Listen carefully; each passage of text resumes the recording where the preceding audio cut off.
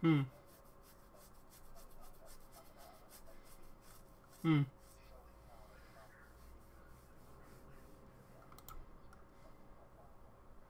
Hmm.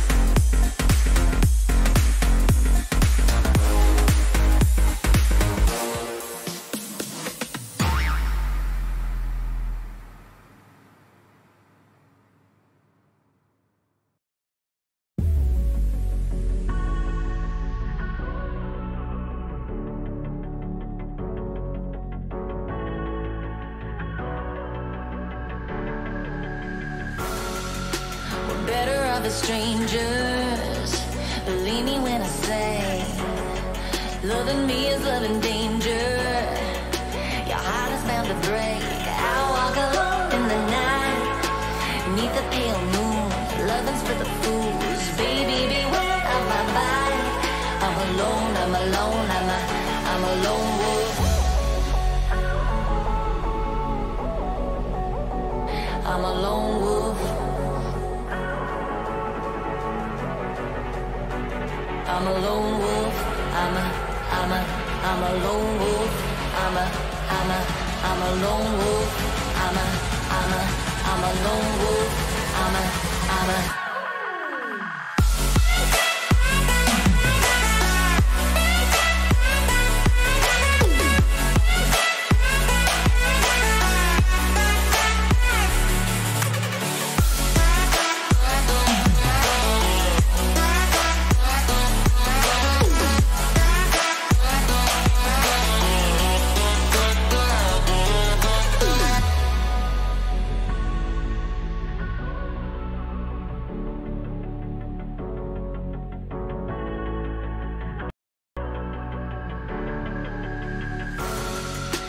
creeping through the shadows in the corners of your mind. I go where the wind blows. I run but I don't hide. I hear the call of the wild, whispering the name. No, I can't be tamed. My heart belongs to the night. I'm alone, I'm alone, I'm a lone wolf.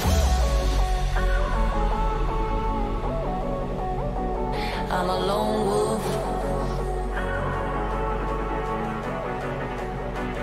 I'm a lone wolf. I'm a lone wolf. I'm a lone wolf. I'm a lone wolf. I'm a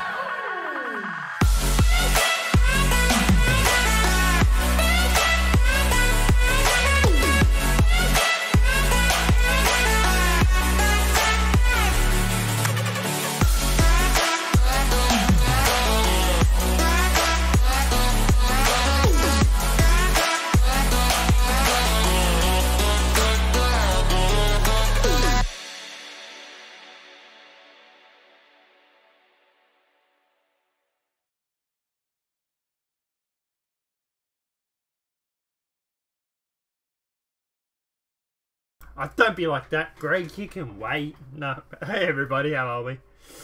Alright. Alrighty. Sorry, Greg just said in chat. I don't know if I can wait 4 minutes. Lol. I just said, you can wait, Greg, 4 minutes. Alright. Alright, so they can hear you now, so it doesn't sound like I'm a crazy person talking to myself. How are you, buddy? Pretty good. That's good. Alright. Just making a coffee, I'll be right there. Yeah, we're a little bit unorganized today, guys. I don't have a drink. Satellite's making a coffee. Yeah, it's professional stream. And my internet is still playing up, which is all great and terrific, so yeah. Apart from that, how is everybody today? How are we all doing? Is everybody good? So. Well, it's all your fault for starting 4 minutes early. I didn't start 4 minutes early. Don't try and blame me for this. No, actually, if anybody actually really wants to know why we're a little bit low, unorganized, we're laughing at Alexandria Cortez. Who has Can had you show that on the stream? Oh, why not? Let's just shot. So, a photo has emerged of Alexandria Cortez. How do you say? Assuming the position, I would say, would be the. I think it's still spread eagle. Yeah, it's a little bit risque. I don't know how I feel about this.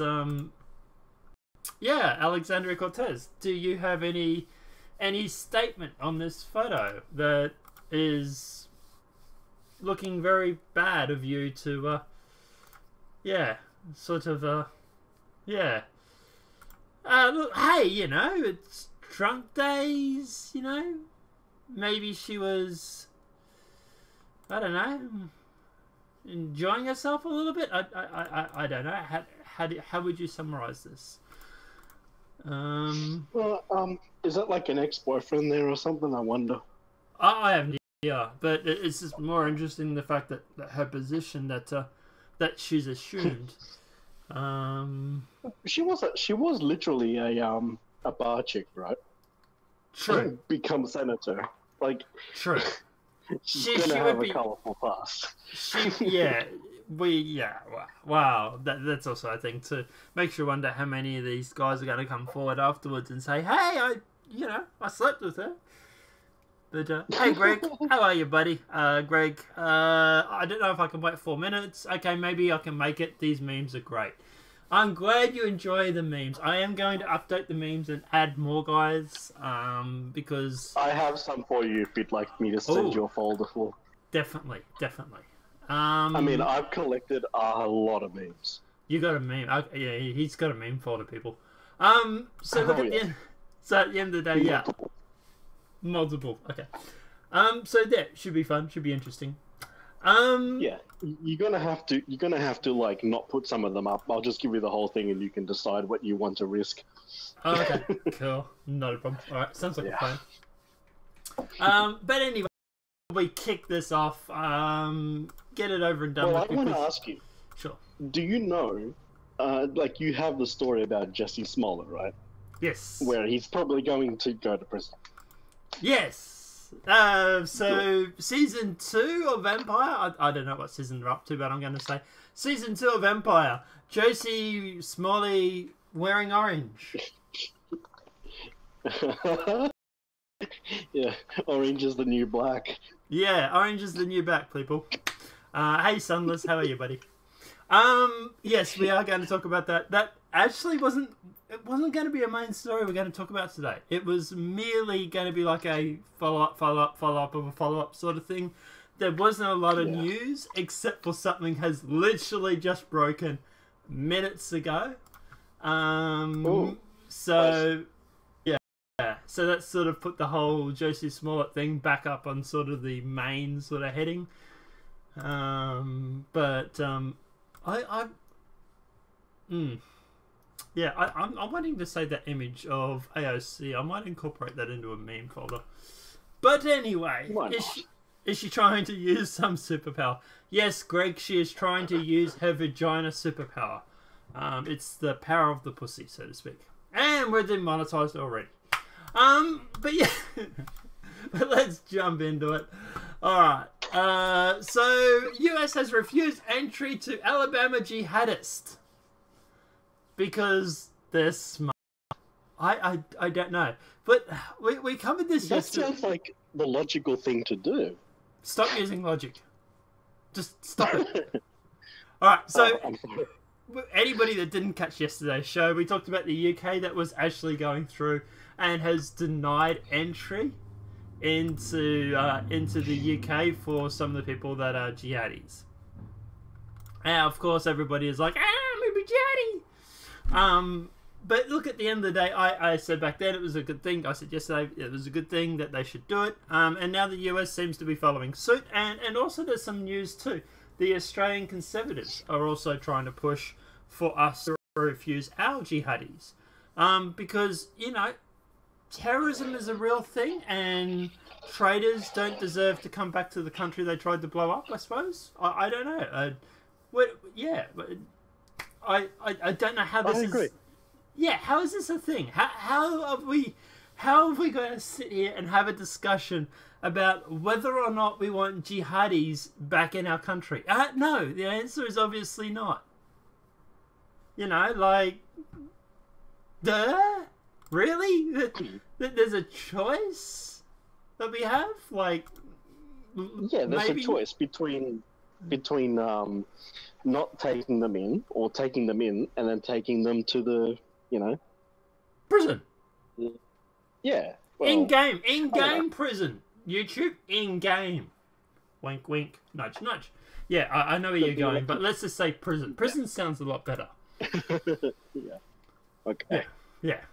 In-game prison. Yeah, wink, wink, nudge, nudge. Yeah, it is a prison that only takes incoming people, and no one ever leaves. Exactly, it's Hotel California. But the Washington AFP, the United States, said Wednesday it would refuse to take back a US-born Islamic State propagandist.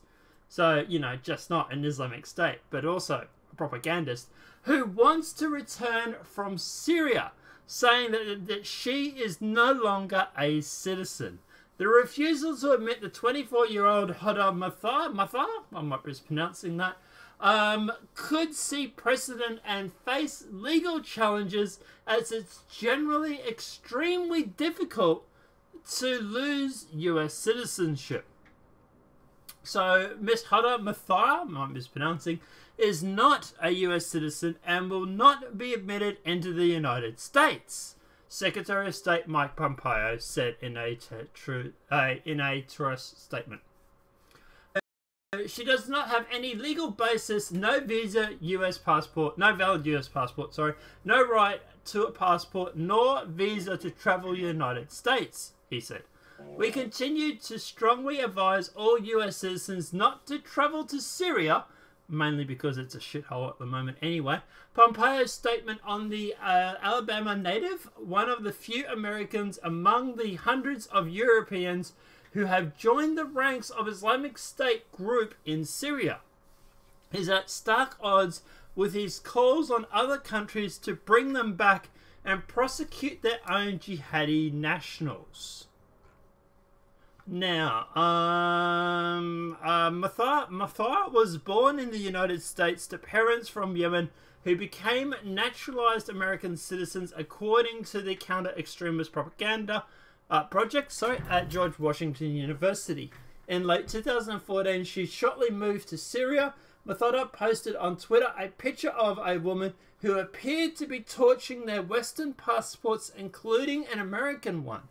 She went on to write vivid calls over social media to kill Americans, glorifying in the extremist group that for a time ruled the vast swaths of Syria and Iraq.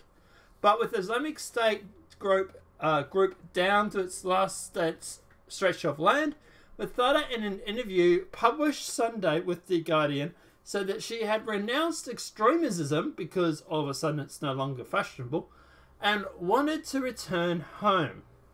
Mathar, who has been detained by US allies Kurdish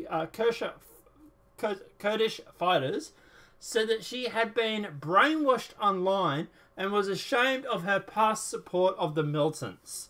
She was married 3 times to male jihadis and has 1 toddler son. And I don't know why that's relevant, but moving along. Oh dear. What are your thoughts? Yeah, just sigh.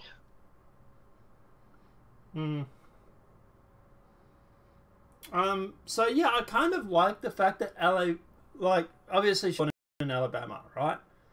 And from what I've gathered, she has then fled over to Syria to go through and to shack up with all 3.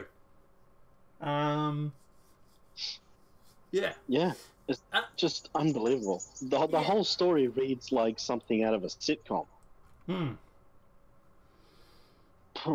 Goodness me. Yeah. So look, at the end of just leave her to rot, whatever. Yeah, well, this is the problem. Okay, so someone who cares. I can be.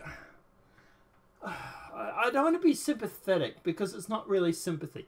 But at the end of the day, I understand someone who has been brainwashed and is brought into this propaganda and all that sort of stuff, right? But at the end of the day, you've made your bed, right? You reap what you sow. So at the end of the day, look, you know, you might have been brainwashed. Fine, I'll give you that. Okay, maybe you were brainwashed. But the fact is, you still willingly went to Syria. You still went over there and fought in an army or fought with an army that was literally against your own country. And but her passports. Yeah.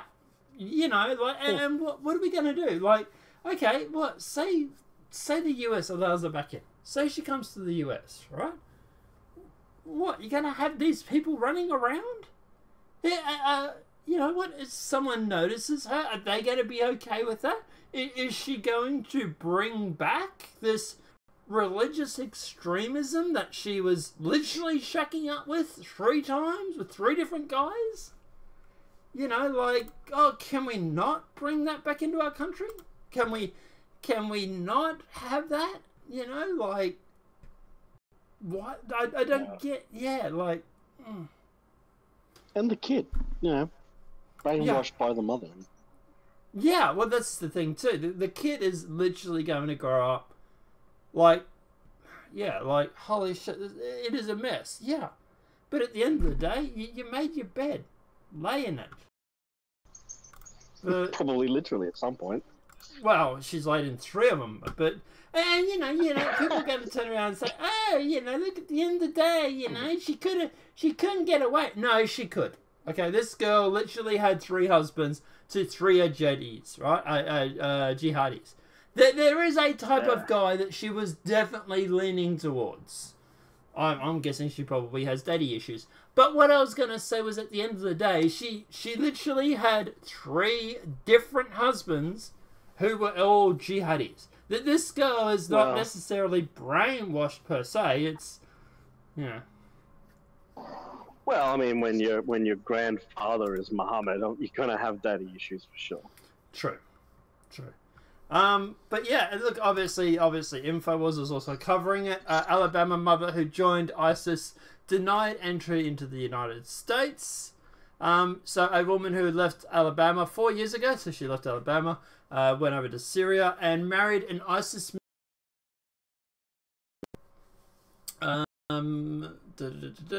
So obviously Alex Jones is talking about it and everything like that. Everybody's talking about it right now. Kind of support the decision, to be honest. I'm like, yeah, I'm like, can we do this? Can we not have our own jihadis return home? It'd be great. Or, you know, send them to prison and we'll keep it at prison. All right, sort of like. But like I say, yeah. Yeah, sure. We want to keep the channel, preferably. But, you know, like I say, yeah, look, at the end of the day, this is something that it's not just affecting America. It is actually affecting everybody. This is a situation that everybody is having to deal with right now. Even Australia is having jihadis that want to return home. All of a sudden, you know, ISIS is no longer popular. So, wait. They are losing, and they probably want to try to get back alive. And, not having it.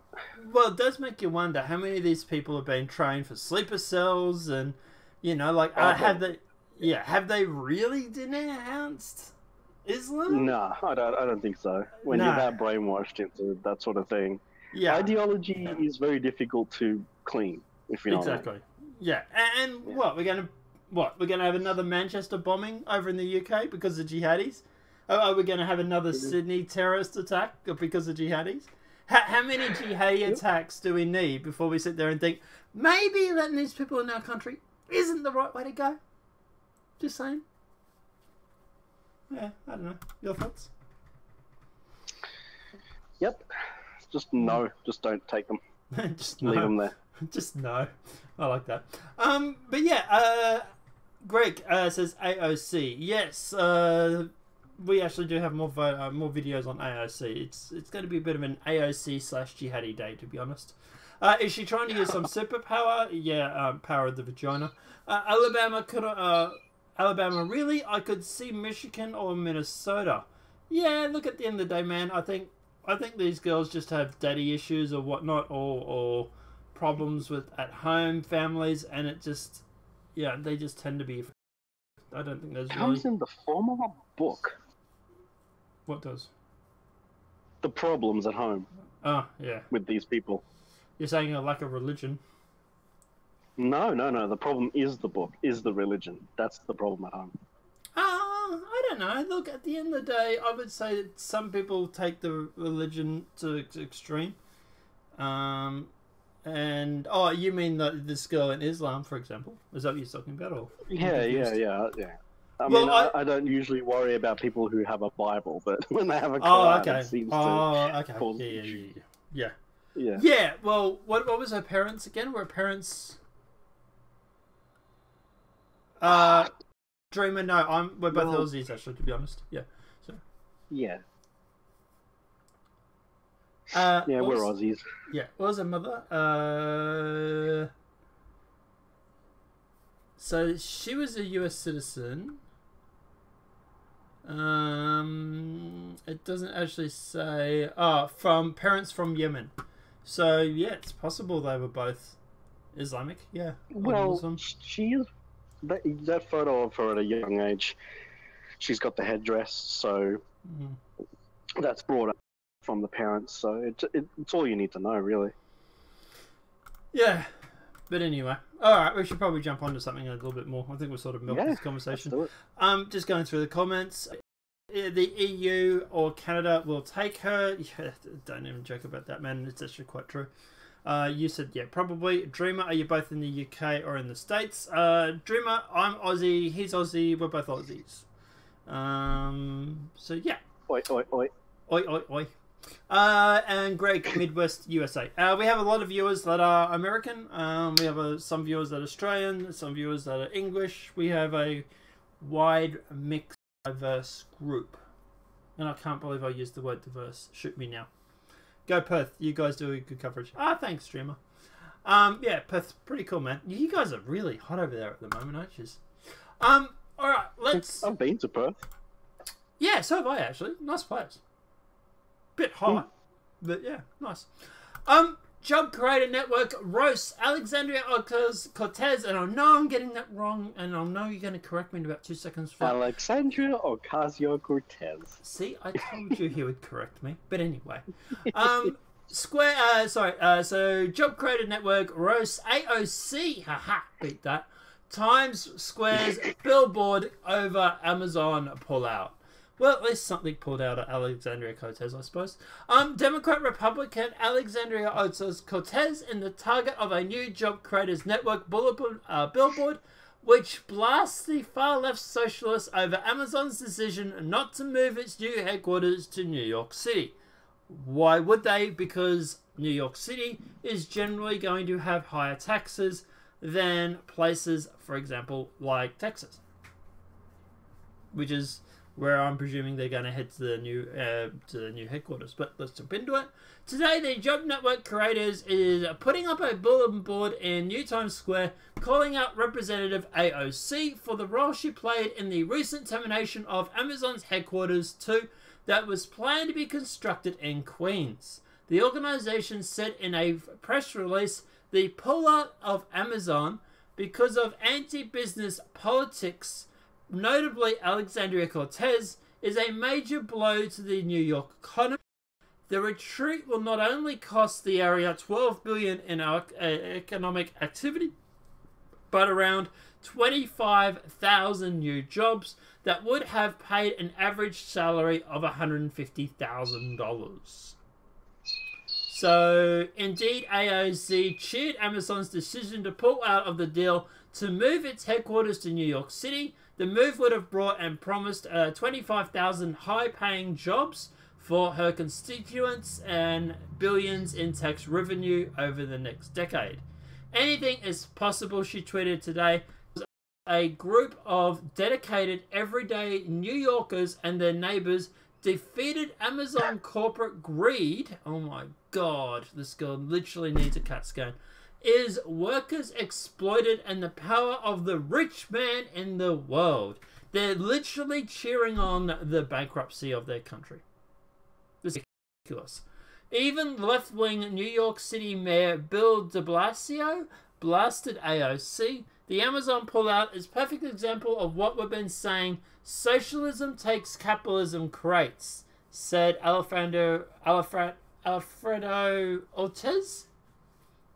JNC President and CEO, the economic consequences of Amazon's pullout is just a small taste in the harm that is to come if AOC's anti-business canon comes to fruition. This is made federal policy. The billboard, which is located on the 42nd Street near the 8th Avenue, will be displayed for 1 week beginning today and is headlined Amazon Pullout. Thanks for nothing, AOC.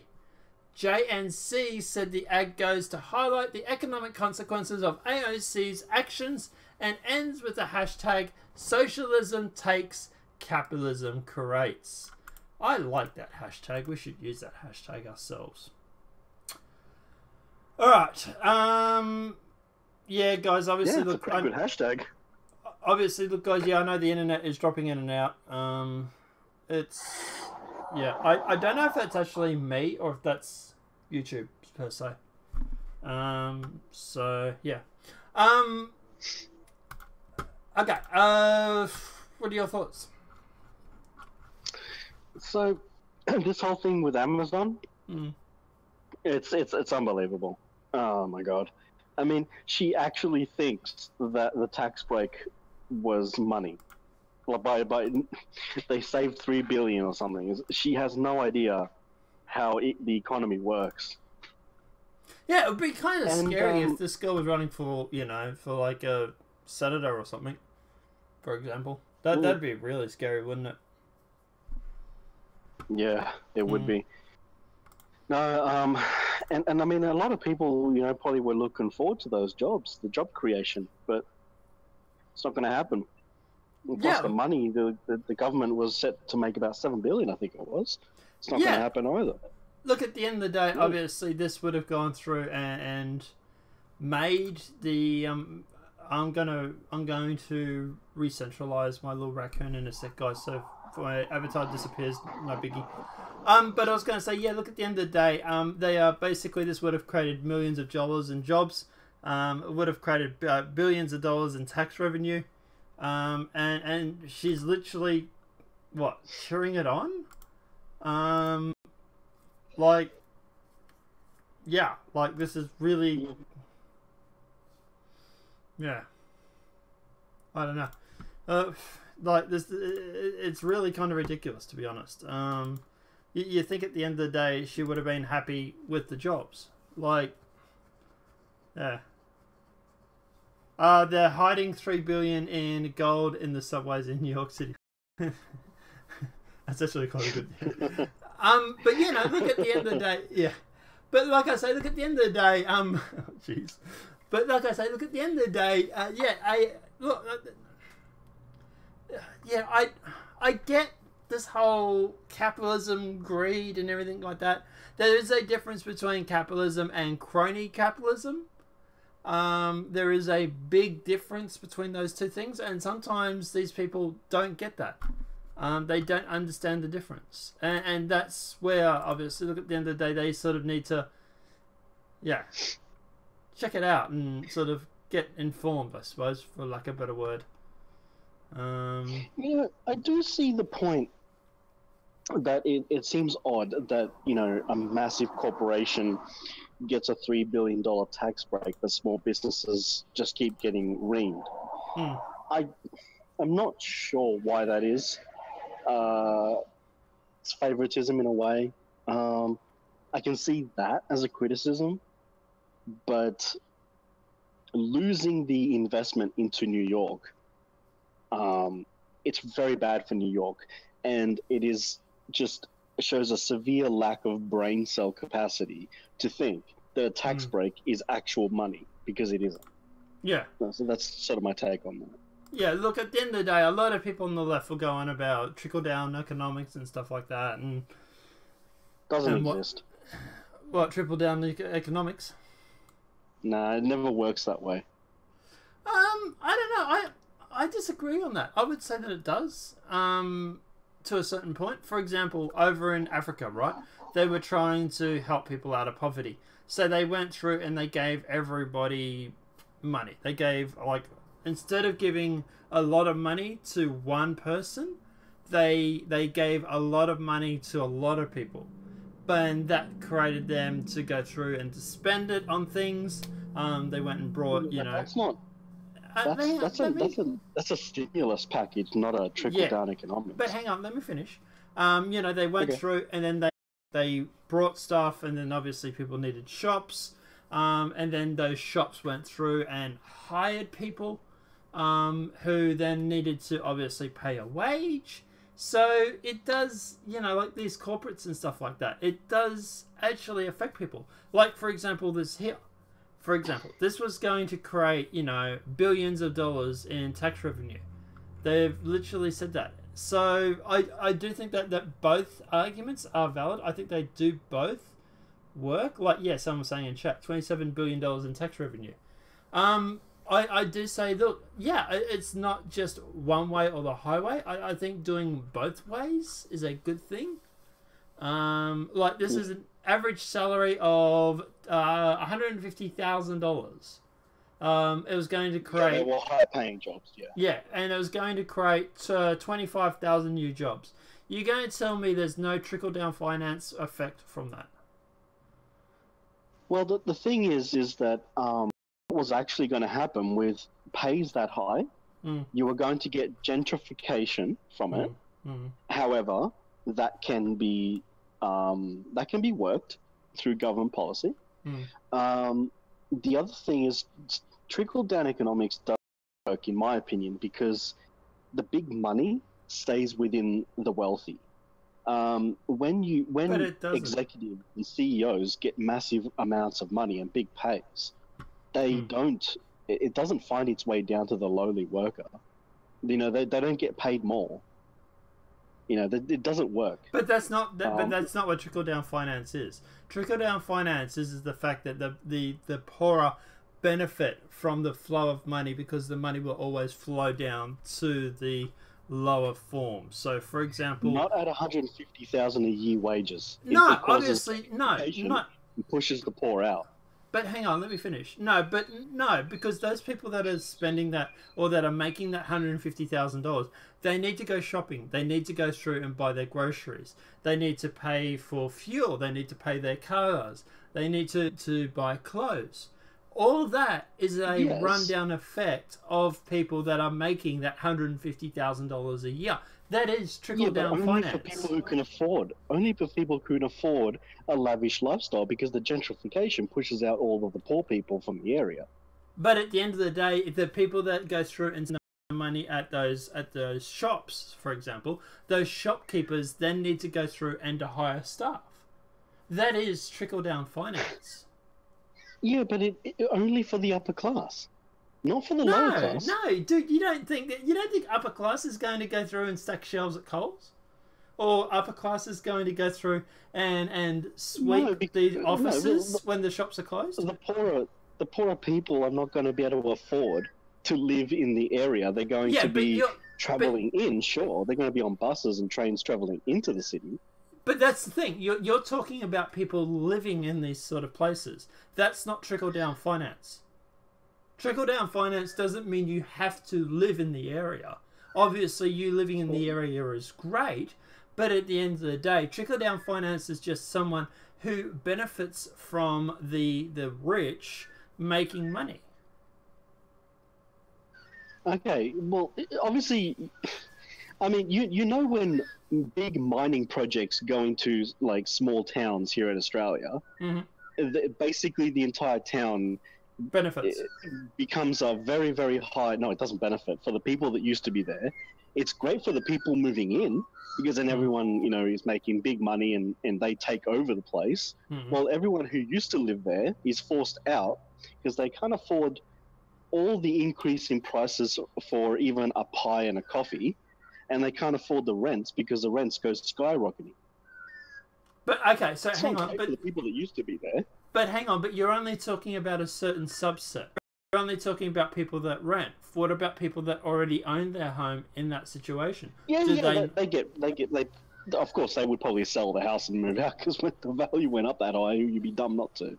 Move out to but they still left surrounding areas. But at the end of the day, they've still benefit from it, right? They've still benefit from this trickle-down finance. Yeah, but not for the people that were just scraping by on rentals, for example. But you're talking about a small subset. You're talking about a small subset. Okay. There is suffering, though. There is some suffering from it. And yeah, there's always going to be suffering, but that doesn't mean that it's not trickle-down finance. And that doesn't mean trickle-down finance isn't working. At the end of the day, what about people that, like I say, need to get jobs? For example, these office buildings, right? What they would have done was they would have built office buildings or gone through and hired out new office buildings. So those office buildings obviously get money. Then all of a sudden those office buildings have got room or money for people to go through and to do cleaning. So then they would have gone through and they would have paid for extra cleaning stuff. These are all people that, even at a glance, would have benefited from these jobs. That is trickle-down finance. Trickle-down finance just simply means that the rich, for example, go through, make money, and then spend it, and then the lower classes benefit from it. And if you want an example of this, for example, you just have to look at the Democrats. Every time the Democrats get in power and they go through and they tax the rich, the economy tanks. If trickle-down finance is not a thing, then why is it that these economies have always tanked whenever the Democrats start putting in more regulation or start increasing taxes? Well, the thing is, too, the majority of the money doesn't end up in the trickle-down, though. The amount of money that these CEOs, executives, and all these people make, a lot of it doesn't actually end up in the hands, below, in the trickle-down. All right. It does. And another thing that tends to happen is when these corporations move in, they do squeeze out a lot of the poorer people and small business. Yeah, but now we're talking about crony capitalism.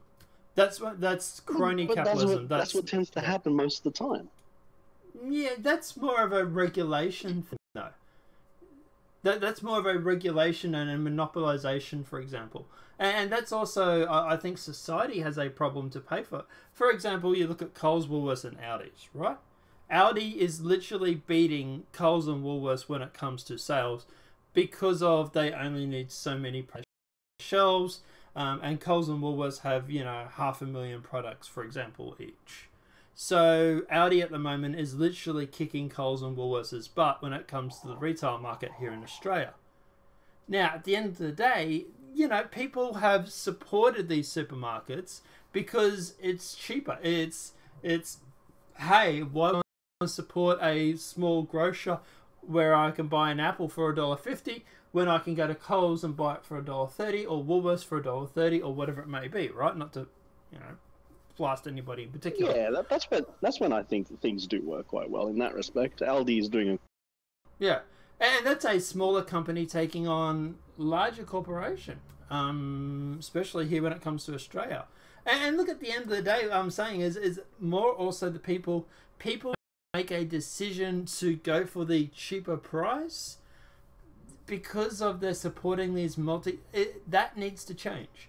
The people need to realize, and I suppose for lack of a better word, turn around and say, well, no, I'm going to pay that extra 5 or 10 cents to support a butcher instead of going to Coles. Or I'm going to go to the fresh food market down the road where I'm going to pay an extra 5 or 10 cents, but instead of going to Woolworths, for example, where I can buy all my fruit for 5 or 10 cents cheaper. And that's where it sort of gets into capitalism and crony capitalism and stuff like that. And we've talked about this for way too long. We probably should get on to the other topic. But, yeah. But I think there's look, at the end of the day, I think there's a big difference between, for example, capitalism, crony capitalism, stuff like that. But I do think that the rich making money does actually allow for these poorer classes to benefit. Not all the money is going to get there. There is a small fraction that they will obviously throw into a piggy bank and stuff like that. But you also got to remember that they normally will invest money too. So, for example, when they go through and they might buy an investment property, and then they rent that out, or they might go through and start a smaller business, for example, somewhere else. And they might work at Amazon in the spare time and then make an online shop or something. There's always a flow and effect from them making this money. And as someone said in the actual comments, the average wage here was around 30 to 50. Was around 300 to they're saying 30 to 500k. I think it might be 50k. I think Dreamers. I think he's added an extra zero to that. But yeah, so like I say, it's all, like Greg says, we try and buy local when possible. I think a lot of that needs to come down to people. I think people need to change their shopping habits and to support these smaller businesses, and stop thinking about, and it's not everybody, obviously, I'm not painting everybody with the same brush, but try and go through and support these smaller businesses, because that way you don't have to worry about these large corporations becoming monopolies, because that's the last thing we want. But do you have any final thoughts?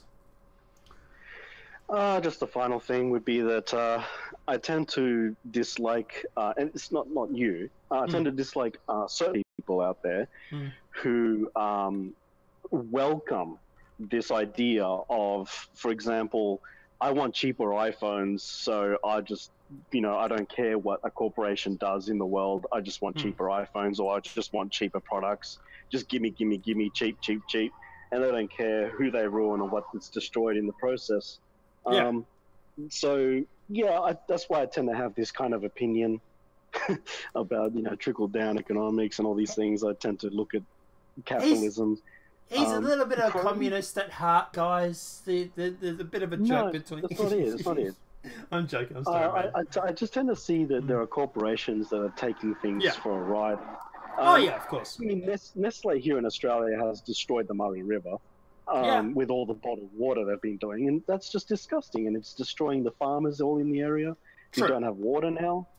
It's not just them either. It's, Coca-Cola, Pepsi, a lot of these... Exactly. Yeah, a lot of these corporations go through and drain the natural water supply. And, but hey, they have quotas, but yeah, they are literally draining the water supply to then go through, which is causing a flow-on effect. But that's crony capitalism. That's not trickle-down finance. Yeah. Yeah. I just find that most of capitalism, when it gets big, it turns into crony capitalism. Yeah, and that's where I have a problem with it too. But anyway, let's move on. Let's go through. You've asked if the stream is still up for guys. They're saying yes. The raccoon sometimes mows like max headroom. However, it's okay. Yeah, I've noticed he jokes around a little bit. It's sort of when the frames drop a little bit. Like I say, internet's getting upgraded soon, hopefully. And hopefully I can then be fine with the internet.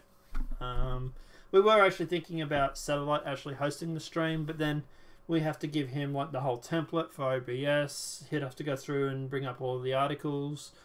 It would be a bit of a nightmare at the moment anyway, and my internet's getting done soon. So yeah, but anyway, they're hiding 3 billion in the subway. I love that little mammal. I know he's cute and adorable, isn't he? 27 billion in tax revenue. 150,000. Yeah, I believe Dreamer was correcting me. Yeah, it was 27, not 7. Yeah. Okay, yeah. 150k was the average salary. Salaries range from 30 to 500.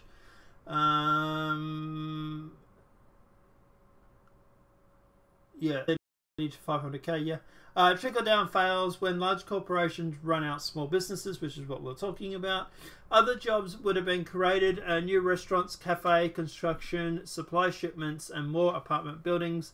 Maybe affordable housing, but I'll doubt it. Yeah, affordable housing, maybe. Yeah. Plus, the headquarters too was planning to build was a worn down, abandoned waterfront on Ling Island. Yeah. So what were they going to do? Was they're planning to build on a worn-down, abandoned waterfront on Ling Island. Okay.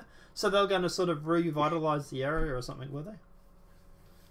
No idea. That was news to me too. I saw that and I was thinking, okay. Yeah, that would have been nice.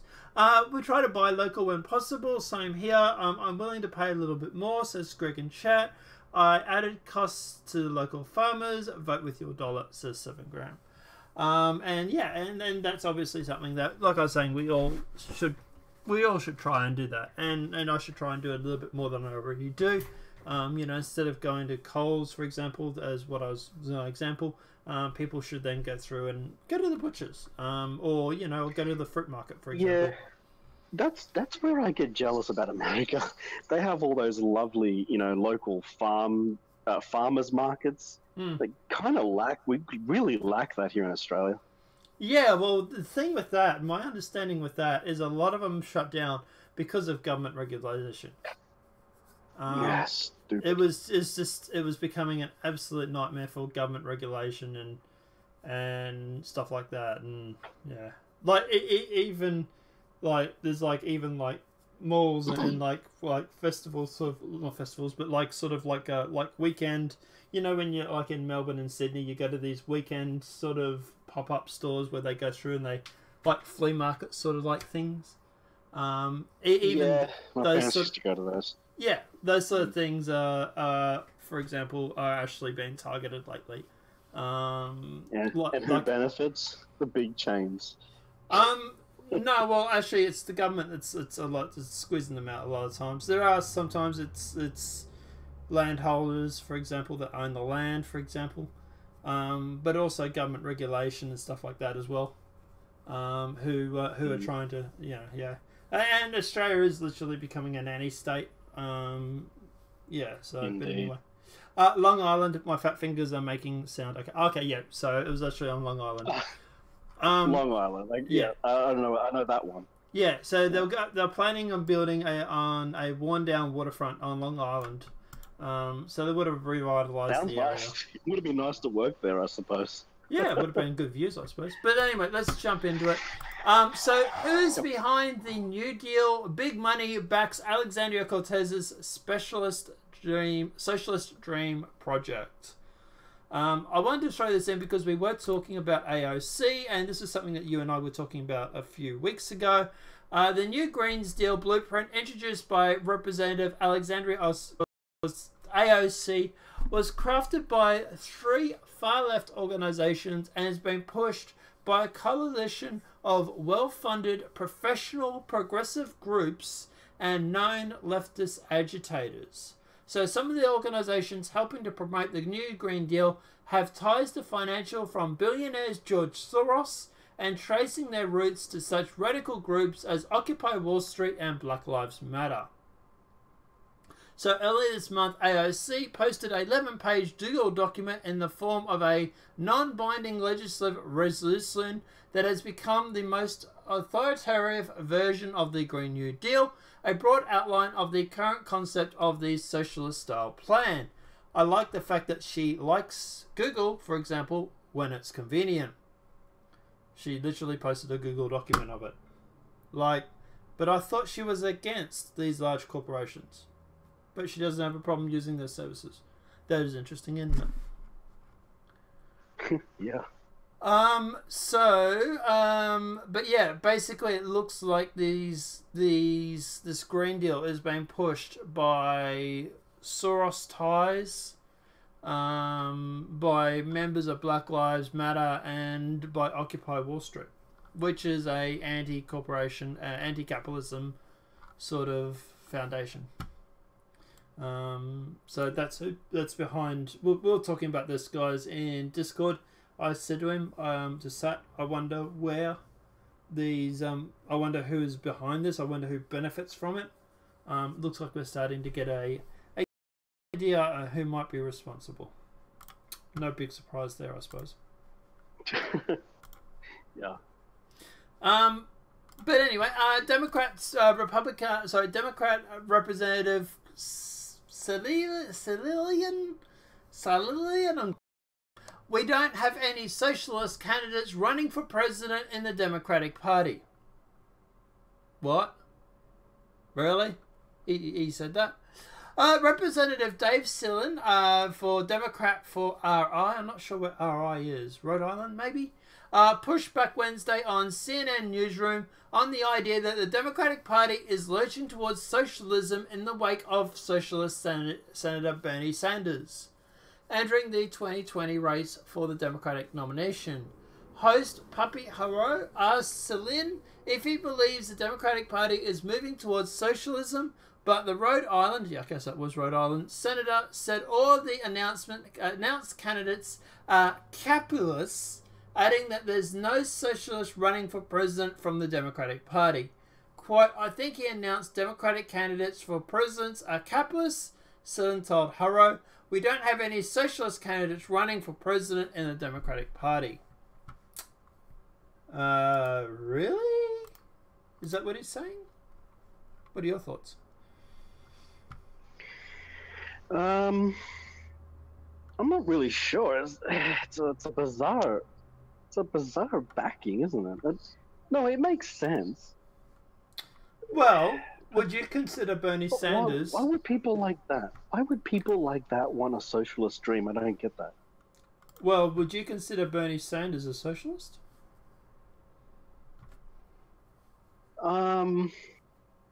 He's a progressive, but is he a socialist? Well, he wants, Medicare for all, universal income and all that, doesn't he? Yeah, but isn't that like, isn't there a line between capitalist socialist, like capitalism with a social safety net, and then you have like full-on socialism? Like, there's a difference, right? Well, they want to tax the rich. Yeah, but do they want to? Are they just trying to fix the loopholes? I mean, I know that there are like some massive corporations that aren't paying tax when they should be. Yeah. I don't know. Yeah. I'm a bit unsure. I would say that they're socialist. I would say people like AOC socialist. Now, I know specifically she's not running for president because, she's too young, and also because, that photo. But what I was going to say was, at the end of the day, I would say that Senator Bernie Sanders is socialist to a certain point. Capitalist selling socialism. Yeah, could be. Though this is an interesting thing too. How many Bernie supporters are actually voting for him because they think he's a socialist? Are they being sold a dream? Like, hey, we're gonna bring in these social systems, and everybody's like, yeah. And then when he gets elected, he's gonna be like, just kidding. Like, is he going to be like backflip Obama, for example? You have a point there. Yeah, he might well be a socialist. The policies I've heard were more about social safety nets, and because, like, if you compare Australia right now to America, Australia is not a social. It's not socialism. It's no. We have social programs, social safety nets. Yeah, we have social programs. That's what it is. It's just social programs, and I think that's all Bernie was about. Was just capitalism with social programs. Yeah, but you also got to remember too, like, for example, that we actually go through, and our taxes are a lot higher. Like, we pay more in taxes. We pay we have a GST. Like, for example, and anybody that follows me knows that I'm a huge Star Citizen player. Like, for example, the recent ship that came out was worth $130 US. For me to buy it, it's actually close to $150 US because of the GST that's actually involved in it. So, we pay a lot extra with GST, with normal taxes, with the money that comes out of, like, the average tax rate in Australia is around 30-something%. Yeah. So, yeah, I was going to say, at the end of the day, we do pay a lot more for these social programs too. So, this is something that people don't tend to realise, that when they bring in these social systems and everything, it does have to get paid for in some form or another. That is true, yeah. And I guess part of the problem is a lot of these social programs fall apart when you have too high an immigration rate, which is what's happening in much of the Western world. Yeah. Because you end up with too many people who get onto the system without initially paying into it. Yeah. Like, it's okay when you take in a 20-year-old. That's okay because he's just starting out. But you take in a 35 or 40-year-old, and you got someone who's now on the system but hasn't paid tax. It's not just however long.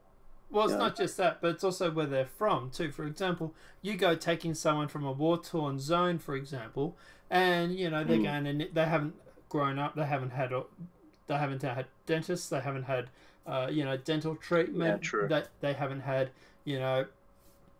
actual visits to the hospital when they were younger. Like, they might have broken their leg and plastered it together themselves, for example. These sort of conditions have run-on effects, which is why I'm always more about, let's take them from the developed countries, or like the West, like Europe, for example, than I was from taking them from Africa, for example. And if what Dreamer just said there is true, that's insane. I mean, Australia's budget is not 49% on our healthcare system. It's like way lower. Holy crap. Like, if the American government's already doing 49%, oh my god. Okay, there's a screw up there. That's too much of the budget going on healthcare. What the hell? Yeah. Yeah, well, yeah, the US does have a medical safety net of sorts. There's obviously But they're doing something wrong if it's costing that much money. Holy crap. But you've got to remember, too, they've got 300 million people. Yeah, well, okay. Yeah. Jesus Christ. Like, for example, what I've heard, for example, and this is obviously what I've heard, is that social systems like what we've got, for example, could never support 300 million people. Systems No, that is true. Absolutely fail when you start hitting over 50 million, let alone 300 million. Well, there's ways to change the system to handle more and more people, but yeah, it comes down to you have to maintain a good like you got to maintain a good people in work. The unemployment has to stay low, and you do have to change things a little bit over time. I mean, Australia now has private healthcare, which is encouraged highly. So yeah, true. Yeah. But anyway, we should probably keep going because we're going to be going for an hour, and so exclusive. Sean Spicer, Laura Logan is right about leftist bias and media. They lash out at Breitbart News because they no longer dominate the narrative. So, former White House Press Secretary Sean Spicer told Breitbart News Daily on Sirius XM 125 on Wednesday that former CBS News 60-minute correspondent Laura Logan is correct to call out the bias across the establishment media. After hearing about the interview of the recent Logan interview, in which she blasted the media establishment for leftist bias and told people to read Breitbart News, really? To get the full story, Spicer said he agrees and explained why Logan was correct. Look, here's the thing. There's a couple of things I want to get because this is important. What she said, Spicer said of Logan's comments. Number one, the pushback from most of the folks in the mainstream media that I saw yesterday is no president is going to like their coverage. That is such a false argument. Number one, when you look at the coverage, there has been at least 3 or 4 studies from everything from Harvard to Pew to Media Research Center, spanning the gauntlet, all coming at the same conclusion that predominance of coverage of somewhere between 85 to 95% of the coverage of this president is negative. Now, that is ridiculous.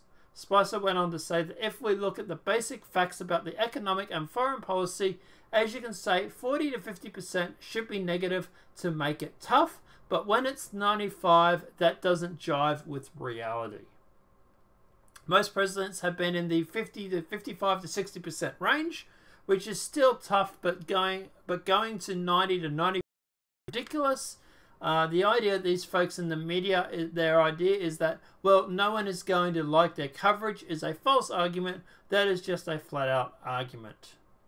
What Laura is getting to is the former press secretary continued, which is so critical to think about the ways you always talk about criticizing the media being a problem, but they don't have a problem when they lash out at Breitbart and Fox. They call them conservative media. But they never call MSNBC liberal media. They never call the Huffington Post liberal media. Everybody that doesn't go into the group mind melt that they're pushing is a bad thing. Her point is well taken. Think about this for a second. New York Times, Washington Post, NBC, ABC, CNN, MSNBC. What you get are the majority of Americans, those outlets are all on the left.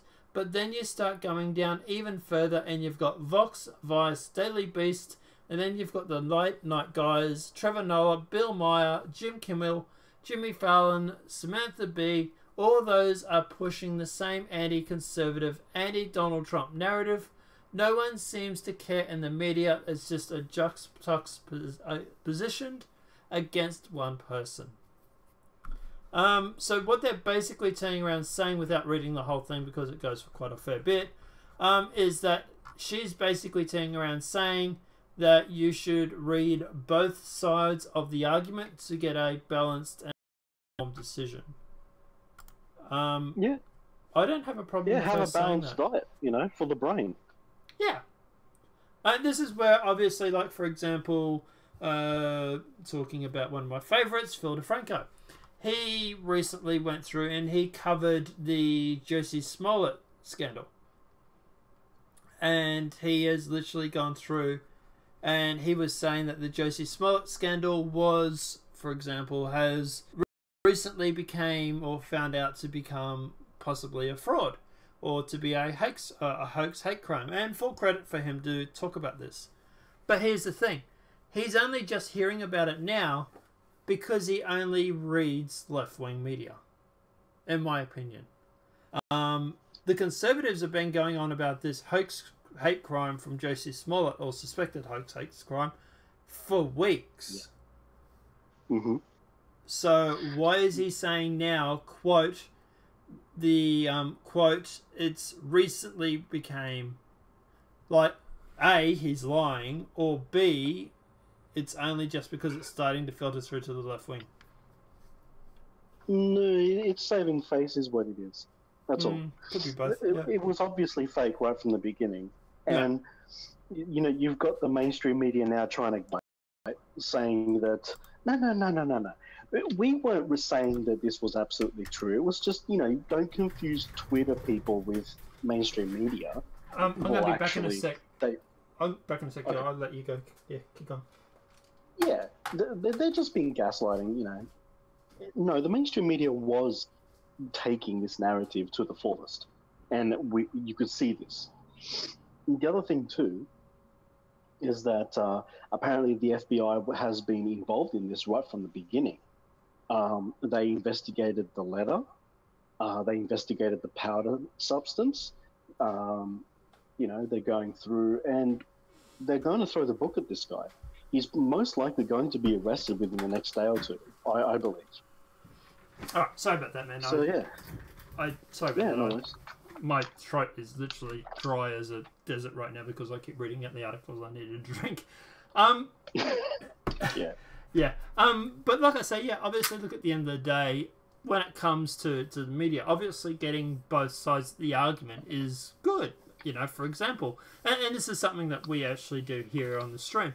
We actually look at both left and right. For example, you notice that we use a lot of Breitbart articles and stuff like that, but we also use articles from CNN, MSNBC, ABC.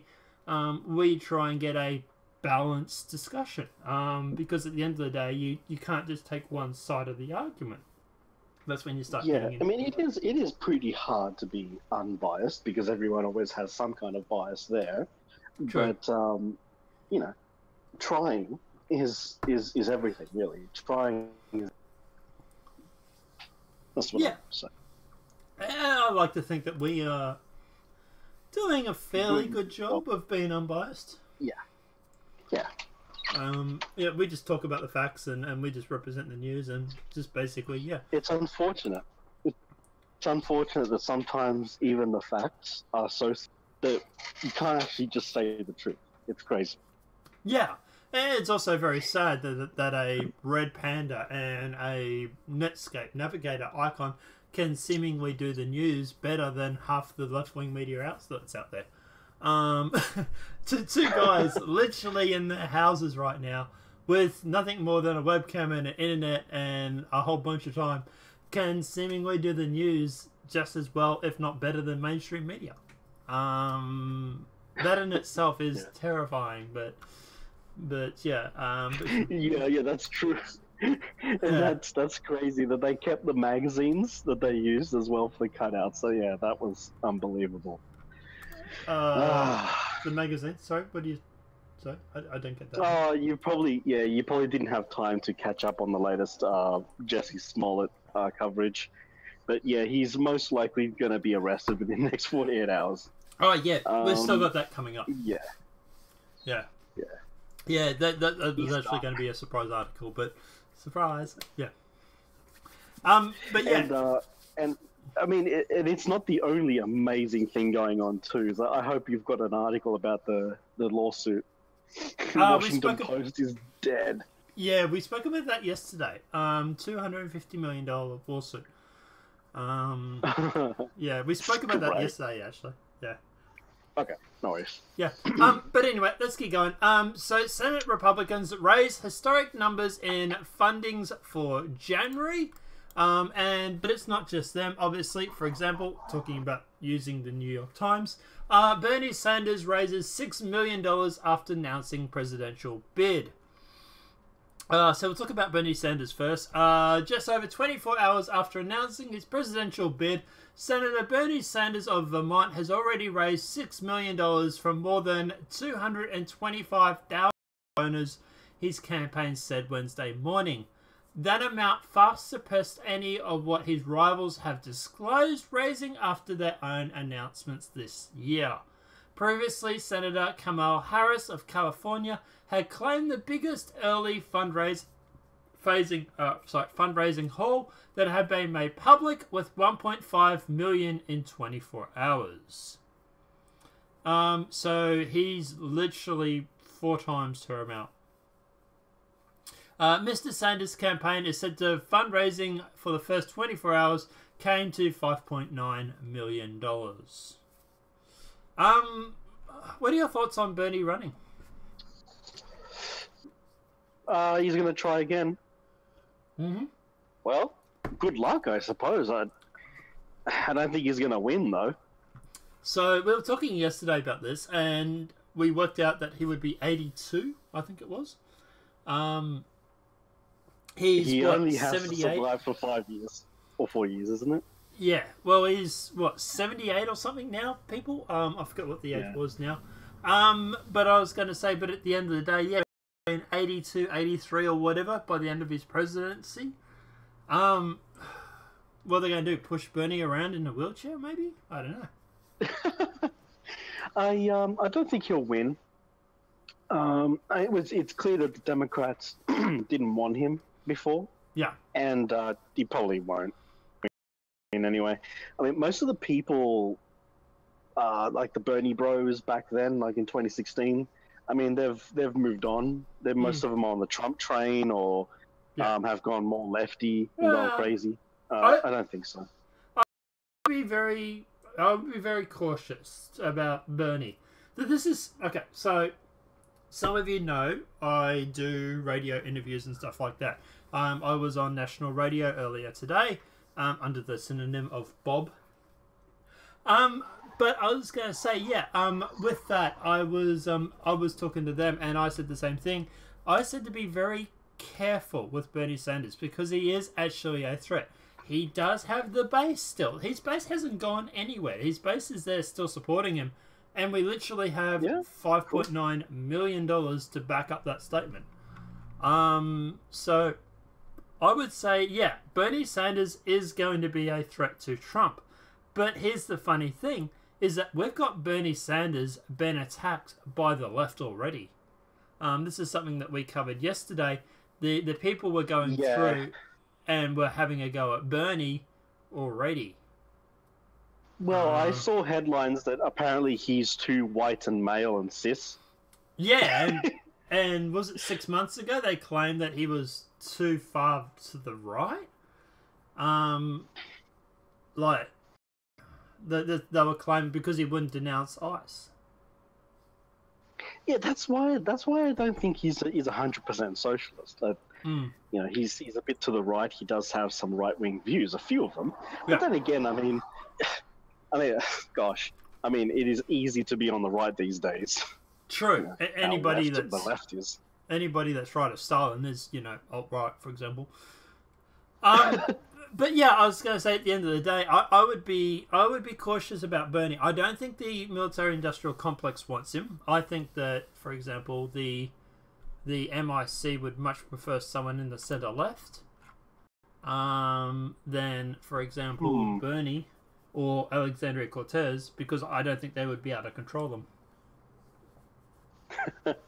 No, that's true. Yeah, maybe they would see him a little bit of a loose cannon, and the same for AOC. I mean, Yeah. she's the embodiment of a loose cannon. She has crazy eyes, people. Oh man, yeah. Yeah. Like, yeah, I'm not even going to get into that. But I was going to say, but at the end of the day, I don't think the military-industrial complex is very happy about Bernie, Alexandria Cortez. Hell, I think that they would prefer over either of those two. Not because he works with them, but because he sometimes agrees with their point of view sometimes, with like the whole selling arms to Saudi Arabia and stuff like that. Do you really think that AOC and Bernie Sanders will keep selling arms to Saudi? Well, do they have the choice? I mean, the deep state does what it wants, right? Well, the deep state is just literally a bunch of people who will go through and I forget the term for it now. Lobby. They would just lobby for politicians. But at the end of the day, you know, that if for example, Bernie was to win, God forbid, then at the end of the day, you know, he's the one that has to sign that line. He has to sign that bit of paper. Do you really think he's going to sign the paper that says that he wants to sell arms to Saudi Arabia? Well, does he have children? I don't know, does he? But yeah, but well, like, if he has children, he'll probably sign it. If you understand what I mean. Yeah, I do. Yeah, but some people are crazy enough to not sign it. So, regardless, like, yeah, and sometimes putting that pressure on people just causes people to be even more obstinate. It is possible, yes. Yeah. But obviously, regarding that, obviously, the Democrats are not the only people that are getting a cash injection. The Senator Republicans raised historic numbers in fundraising for January. So the National Republican Senator Committee, or the NRSC, raised a historic amount of money in the month of January as Senators Republicans gear up to fight to keep the Senate. The NRSC raised a record $5.58 million in January, the most money ever raised by the committee in months. Now, the NRC raised over $151 million for the Republican candidates in 2018, according to the Examiner, which helped them gain 2 seats in the Senate. Democrats have not yet released their fundraising numbers for the month of January. Speaking of lobbyists and money and stuff like that. So look, at the end of the day, I was going to say, you know, look, both the Republicans and the Democrats have a huge amount of money, cash injection into them. It's going to be an interesting. Yeah. It's going to be an interesting fight. Yeah. It'd be interesting to see Trump take 2020 as well. You know, a 2-term president. Yeah, I would like to see what he does in the second term, because I think he's going to be more ballsy than he already is. Yeah, because then, you know, I believe you can only run twice. You can only do 2 terms and that's it. Yeah, you can. Yes, yeah. So on that last term, he can go really full on. He doesn't have to win again, so he can go full on. Balls to the wall. He can really do the deep state over. Yeah. Yep. And he doesn't have to worry about them. They can publish as many hate articles as they want. He's on the deep state in term 2. How many people do you think are going to vote for him for that? A whole shitload. Yeah. That might be enough to get Ann Coulter back on the Megatron. Shit, he starts going over after deep state. If you go after the deep state, though, I mean, well, I don't know. I mean, would the deep state be ballsy enough to do another Kennedy? I don't know. Not these days. Yeah, I think even Kennedy, they have problems keeping that under wraps. Like, you know, like he was going to go through and release all the documents regarding the Kennedy, and the deep state sort of had a fit. Well, hang on there, Mr. President. We don't want to go releasing all that sort of information. So look, at the end of the day, I would say that even the Kennedy assassination, for example, accident. would be, you know, like for example, would be something that they even have problems keeping sealed up. So even that is not, you know, their poster boy, for example. But yeah, but And I do like Greg's point.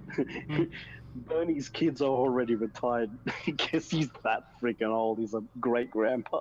yeah, I was going to read out those comments in a sec. But yeah, it's that's the thing too. Like his kids are already fairly old. It's not like they're a bunch of kids going to school that can't take care of themselves. Mm. So, but we'll read out some of these comments, guys, in a sec.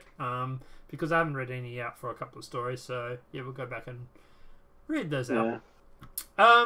But before we go jumping into the next story, which is up on the screen, let's actually read those. 100% socialist. I believe we were talking about Bernie Sanders when we were talking about that. He's saying he believes he's 100% socialist. I think his appeal is his healthcare reform. The federal government already subsidises 49% of the healthcare in the United States. Star Citizen, me too, backer since the 54 million mark. Hey Greg, add me on Star Citizen, man. We'll play sometime. Dreamer 350 with illegals. I don't get what that references into. Yeah, okay, yeah, for the total population, yeah. 10 to 25 million illegal citizens not paying. That's something you guys should get to, I suppose. Start deporting those illegals. Well, Trump was doing a good job of that, actually, though. You said, yeah, it's not going to be a huge... it's going to be a huge issue. They were dumb enough to keep the magazines they used to make the letter cutouts. Oh, yeah, I heard about that. Yeah, so what that's about is the magazines the guys used to cut out the letters. They actually kept the magazines. When the police did the raid, they found the magazines with literally the cutout marks. So... smart one, fellas. Burning them would have been a better option, but anyway. It doesn't matter who runs, Trump will win. Yeah, I don't know, Greg. I don't want to go underestimating Bernie. He's pretty old, obviously talking about Bernie. Dreamer, Bernie is out of gas. He's trying to be Queen Elizabeth, hanging out until the last song. Yeah. How did Queen Elizabeth get retired? She was killed, wasn't she? Sorry, refresh page. They carry HAR, so pushing a wheelchair would not be a problem. Oh, yes. So Yeah, true. I imagine you could run America in a wheelchair. I don't know. Is that like a power of strength, though? Like, here's the American president, people. Yay! Hang on, he's been wheeled out in a wheelchair. Like, is that really a good image for your president? I don't know anymore. No. Satellite, you turned around and said, look, good point. Bernie's kids all retired, says Greg. I can't believe that he's that old. Dreamer, deep state, more like an world order. You read the UB's Agenda 21. No, I don't know if I've read that, man. If you have a link, post it in the chat, Dreamer, and let me know. Oh, the UI's Agenda 21. No, should I look into this maybe? Wait, you haven't heard of Agenda 21 and Agenda 2030? Not that I remember. What is it? Wow. What is? Yeah. Agenda 21 would be the New World Order, globalization, having the whole world under single religion, single race, just single currency. Oh yeah. Okay, so I have heard of no that. Yeah. No cash at all, full control. Yeah. Yeah, just all that sort of lovely stuff. So Star Trek, in other words. Well, but in a dystopia. Yeah. So I have heard of that. I now that I think about it, Agenda 21. Yeah, that's right. Brain fart. But yeah, I just call that New World Order. To me, that's just NWO. Yeah. But yeah.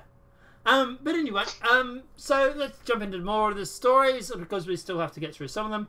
More than $12 million worth of meth seized in Texas, CBP says. So a meth haul with an estimated value of more than $12 million was uncovered in Texas over the weekend. Customs and Border Protection, or CBP, officials announced on Tuesday. The agency's Office of Field Operations, OFO, stationed at the Parr International Bridge, carried out the drug seizure on Saturday, CBP said in a news release. The situation unfolded at the Parr I'm getting that wrong, International Bridge cargo facility, where CBP officers crossed paths with a 42-year-old Mexican citizen who had a commercial shipment of frozen strawberries. They just had icing on the top. That was coming from Mexico, the agency said. CBP referred the shipment for further inspection with the use of all available tools and resources. Officers disclosed 350 packages of alleged methamphetamine, I can't say that word, just calling it meth, concealed within the trailer. The news release said CBPOFO seized 906 pounds of meth along with the tractor trailer. The drugs were valued at more than $12 million. And I am so in the wrong business. Yeah, so looks like it was coming through the port. Or coming through the stations. So obviously putting up the wall wouldn't have stopped this per se. But this is the stuff that they're willing to try and cross against the checkpoints. Makes you wonder what they try and get past without getting through those checkpoints. What are your thoughts? That's a lot of meth. That's my thoughts. Holy crap. Like, I thought the drug trade was big, but holy wow, that's a lot. My goodness. I mean, jeez. Yeah. You know what? I mean, they really need to do something about that, because when that sort of stuff is coming in regularly, that's a lot of people getting, high and on drugs and ruining society. Yeah. Damn. Yeah, I actually... So I had a bit of a theory the other day. So I turned around and we're talking on the radio. They're talking about drugs like that. I don't reckon go after the victims per se. I reckon if you start executing the drug dealers, for example, in Minecraft, in game, of course, then all of a sudden you would start seeing a huge drop off in people that are willing to take these chances doing this sort of drug stuff. Yeah, the war on drugs is bullshit to me. Absolute bullshit. You don't see when you have these drugs that are illegal. I don't think possession should be a crime. I really believe possession should not be a crime. Yes, it's confiscated, but you don't get a fine, you don't go to jail or nothing, If you're dealing, that should be a big crime. And of course, the people who traffic it. I think if you're caught with possession, they should send you to rehab. I suppose you can do some programs like that, but not like slapping fines and putting people in jail. It's, to be honest, it seems more like it's about filling up the private prisons and keeping the prison thing nicely funded. Yeah. And of course, you have also the prison labor system and all that shit that goes on to the. Yeah. So look, at the end of the day, obviously, I don't think throwing junkies in prison is a good idea. I think throwing the dealers in prison is a great idea. And like, for example, I had a friend, associate, whatever you want to call him, who admitted to me that he used to deal much before he sort of thing, because at the end of the day, and he admitted to me that even when he was caught with extreme amounts of drugs on him, that the dealers really got a slap on the wrist. He used to laugh about it and say that the amount of fines and the amount of fines and all that they would get was just ridiculous. That he even turned around and said, I used to do it. And yeah, he said to me, full disclosure, he turned around and said, yeah, man, all they'd do was send you to prison for like 6 months. You go and do your time, you get out, and then, for example, you go back to dealing and you go back to making $150,000, $300,000. He said that the 3 to 6 months that you get in prison was worth it because you're making $300,000 to $600,000 a year. It's an insane amount of money they were making off. Now, he was obviously talking about pot marijuana, but I presume it's, you know, more money for obviously more higher drugs and stuff like that. And Yeah. I don't know. In chat, Yuan, seriously, wow. Okay, so Deep State, okay, so Greg has posted that link and I've checked it out. It's the same thing that I've already found, but yeah, thanks Greg for that. They could have slipped those meth bricks between the metal barrier wall, which is what I think they've actually did, because they actually said here about it being actually incorporated in the trailer.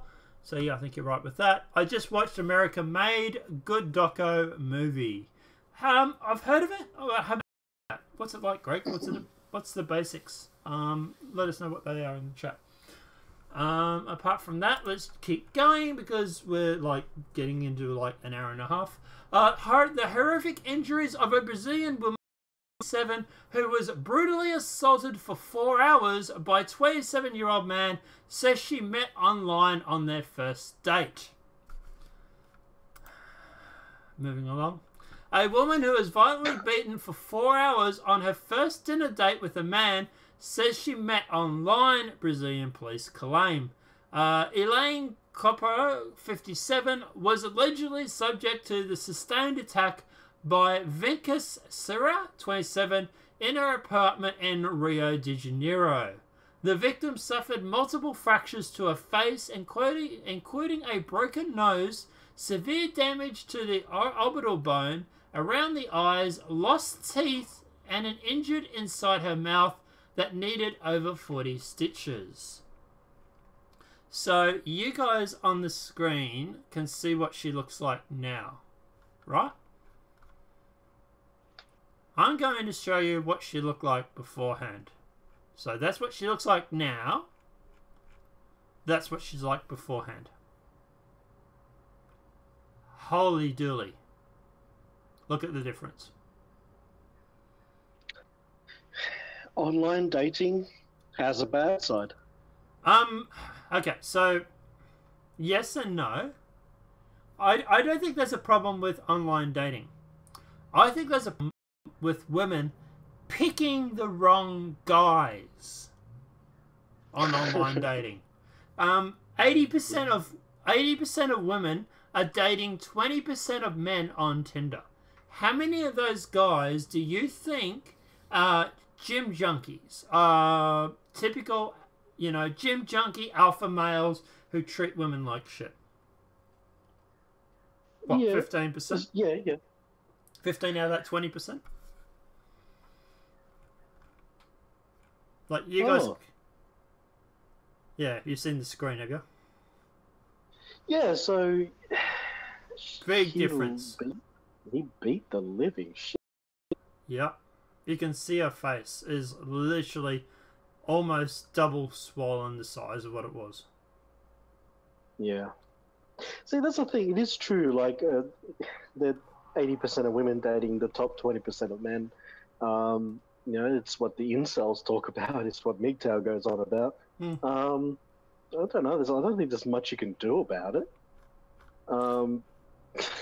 Women need to have better choices. Women need to stop. Oh, sure, they need to do. Yeah, like, you got to learn to realize that, and this is where, you know, I'm sort of sticking up for the incels a little bit here. At the end of the day, an incel isn't going to do this to you. The average guy that you're swiping left on isn't going to do this to your face. This is typical fuckboy attitude. And the problem is that these women seemingly want to The fuckboys. Like, this girl was drop dead gorgeous. How many guys do you think she swiped left on? What, 80%? 90%? Most likely. Yeah, all the guys who would have treated her right, she just swiped left. Yep. Yeah. And the people that she swiped right, fuckboys. Like, there's an actual photo of what this guy looks like, right? I think that's him there. No, sorry, no, that's her son, sorry. There's no photo of the guy. But I'm guessing the guy would have been some muscle-bound gym junkie. What do you reckon? Safe bet? Yeah.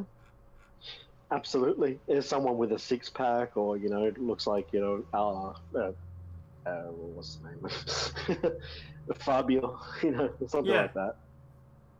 But let's keep going anyway with this, because I want to sort of hash out what happened. But the businesswoman was punched, kicked, and bitten on the arm and legs as she tried to protect herself and escape her. Okay. Bitten? Bloody hell. Yeah. So that's insane. Yeah, he bit her apparently. Harrowing footage of the aftermath of the assault, which started at around 1 a.m. on Saturday the 16th and lasted until 5:30 a.m. Where were you when this was happening?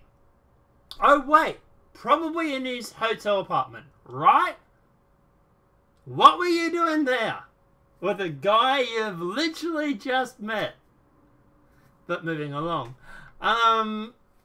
Shows in the fact a complete disarray with damaged furniture, blood smear walls, floor, indicating the victim was dragged around the flat during the attack.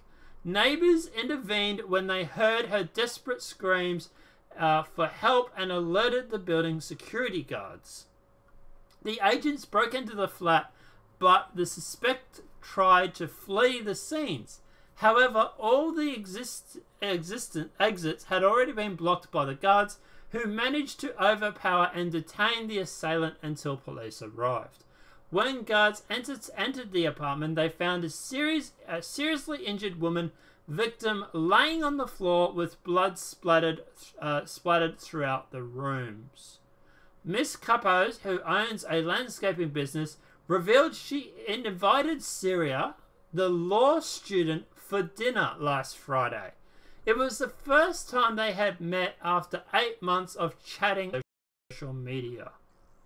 Her first date is to get this guy back to her apartment. What the actual... She says, we talked online for a long time, and through our friendship would evolve into something really good. I don't think it evolved into something good, darling. I think you might have had the wrong impression about that. When I invited him to my apartment, I felt confident and comfortable doing so. I believed I knew him from our conversations. Yeah, I'm guessing this guy had a really nice DP pic of him in a gym. But anyway, according to the victim, and the horrific attack began after the pair had slept together. So she literally puts that on the first date. She claims Syria suggested they cuddle up and told her, lie on my shoulder so that we can sleep wrapped up together. She agreed, but hours later, she woke up by the brutal assault. She claims, I woke up with him punching me in the face. I raised my arm to protect myself. He bit me on my arm. Under the police questioning, the Syria claimed that he had drank a lot of wine and then fallen asleep. He reportedly told officers he freaked out when he woke up and suffered a psychotic outbreak, which forced him to hit Elaine for 4 hours. Somehow, I doubt that. Somehow, I think this guy's just a piece of shit. Detective Adrian... That is the strangest thing. Falling asleep, because, yeah, okay, so everything was fine until they fell asleep, and then he wakes up and just goes into a rage. That is bizarre. I don't even know what to say to that at this point. I'm like, psychotic? I don't know. That. Continue. Yeah. But look, at the end of the day, guys, look, and this is where, you know, for example, like I say, I like to stick up to the incels a little bit. Girls, maybe dating the muscle-bound junkies that do steroids or whatnot might be the best idea. Maybe all the incels that you're swiping left on. I'm thinking the psychosis has something to do with some alcohol. kind of drug taking. Yeah. Alcohol mixed with some drug or some. Maybe he was a little bit hungover. He had a bit of speed, heroin, whatever it may be, and that caused him to go into a rage or something like that. I don't want to make excuses for the piece of shit, but it just seems like crazy that everything is great, sleep occurs, and then boom, that happens. It's just wow. Yeah. And look, at the end of the day, like I say, the fact is that, like I said, all the guys that she swiped left on, who would have treated her like a princess, you know, maybe all of a sudden think twice before you go swiping left, girls. Before you go swiping left on all these decent guys, and you start swiping right on all these guys that treat you like a piece of shit, maybe you want to reverse that. Just putting that out there. Yeah. And, I mean, PTSD could be a thing. I'm just taking that from the chat there. Like, maybe he's ex-military. Something very strange happened. Like, maybe he hasn't had someone sleeping next to him in that long, that he just freaked out and had some kind of memory that... I don't know about that. I would say more likely the fact is that he was drunk. She got him drunk, hooked up with him. He's woken up to sort of like her in her bed, not knowing where he is or whatever. It could have been that. It could have been his religion. He, you know, like someone, Al Capone was, I love the name, was saying in chat, you know, I'm calling Muslim insanity. Maybe, for example, you know, he went over to her house. They had dinner. They had drinks. She bedded the guy, which, you know, on the first date, what are you doing, woman? But anyway, and then all of a sudden, you know, he's woken up sober with this, laying in bed, butt naked with this girl, thought, holy shit, I just betrayed all my religious views. That's a strong possibility too. Although he apparently did it for hours, that's where I start to get confused yet again. Well, that seems to me like ideology, that. If he's beating her for hours on end, that to me sounds like an ideological point of view. Which could be religion. So... Yeah. Yeah. What's the next story? Yeah, but like I say, look, yeah, girls, maybe, you know, maybe think about all those guys you swipe left on. Just saying. Not every guy is going to be your Prince Charming. Conservative Christians claim Alexandria Cortez is a witch, leading an attack against Trump. I'm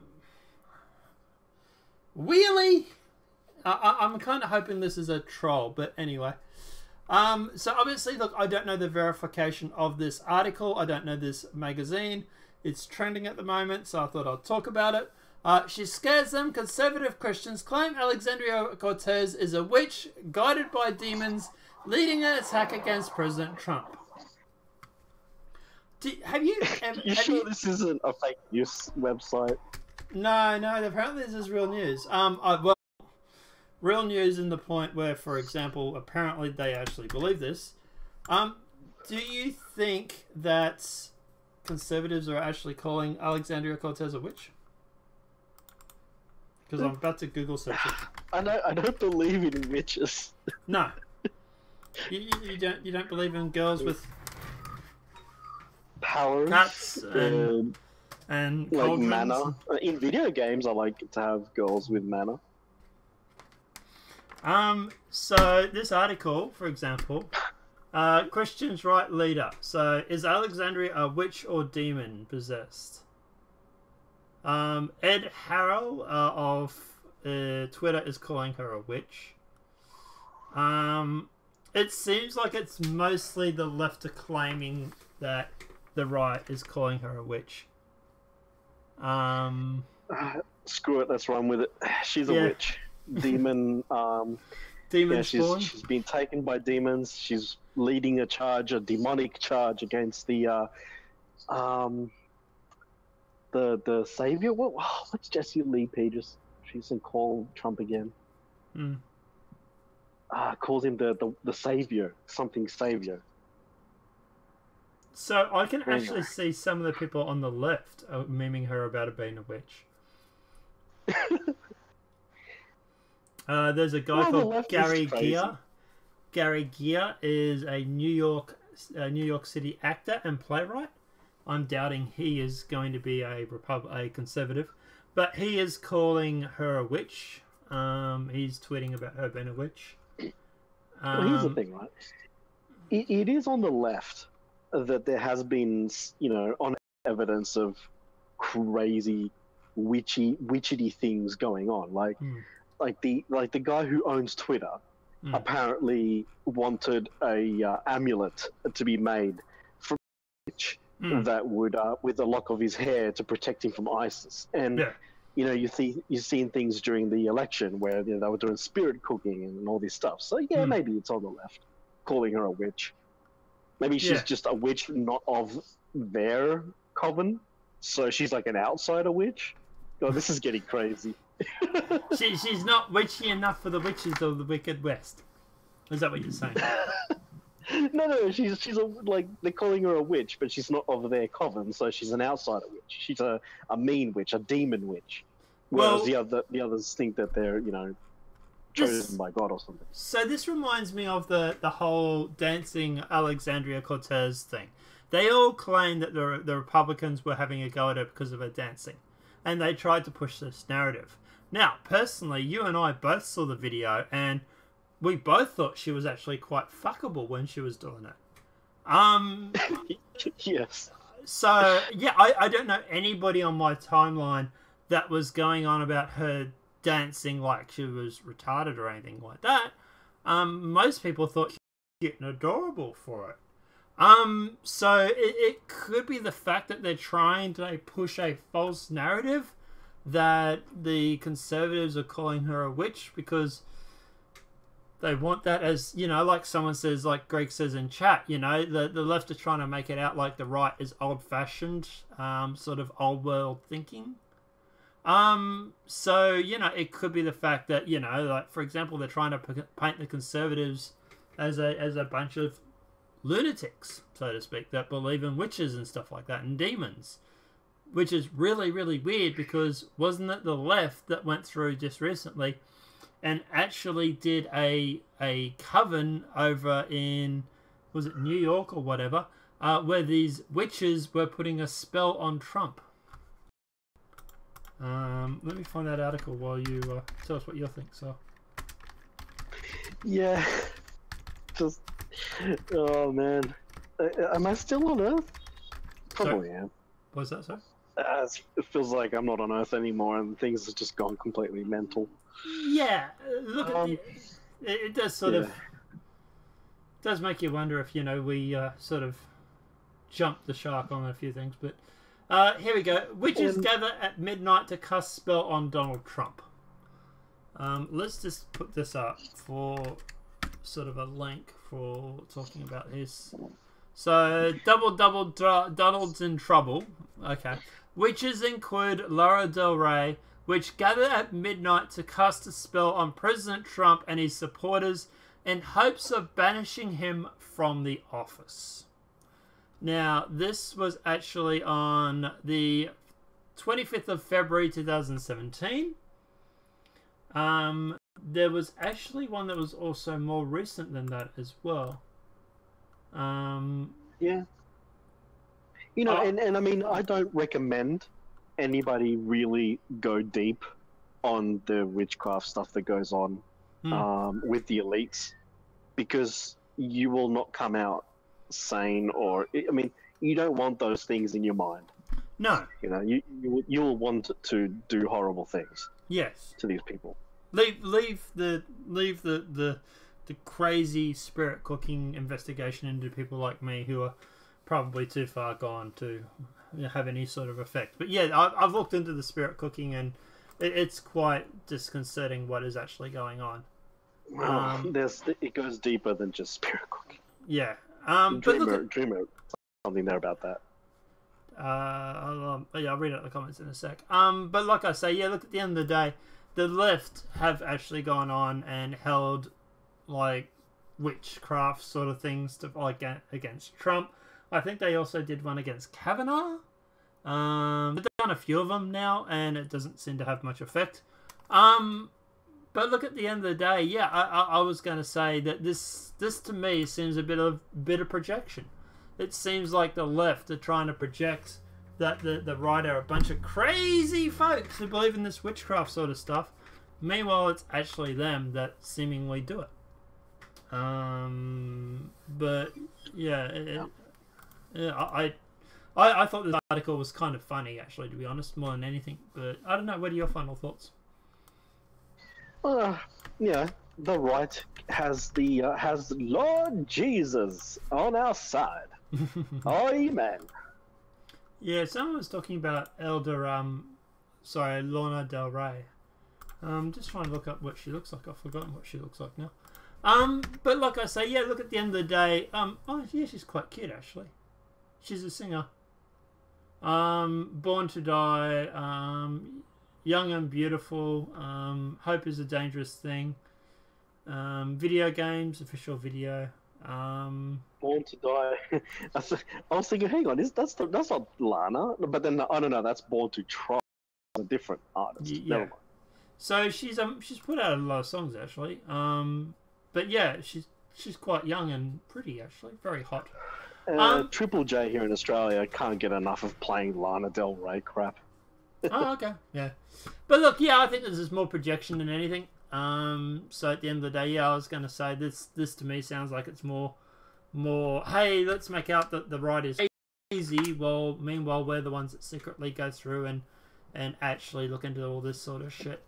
So No, I did not know that. So, Greg, is there something you can post about that? Because that is interesting. So a baby goes missing, and the spirit cooking lady was nearby. Well, okay. Yeah, I'd like to see a link of that too, if you can. Let's go through. What did she do? Someone was asking in chat. Apparently she took a stranger off Tinder to bed. Well, we presume it's something like Tinder, and woke up and got punched in the face a whole bunch of times. Or was something he actually knew. It sounds personal. Not with a W. I don't know what the not with a W means there, Greg. Daniel, she's been quiet this week. We're talking about Alexandria Cortez, I believe. Left trying to make the right sound very old-fashioned, old world thinking. Dreamer, real magic is gross. Demon sacrifice, pure evil. Not such a thing as white magic. Sorry.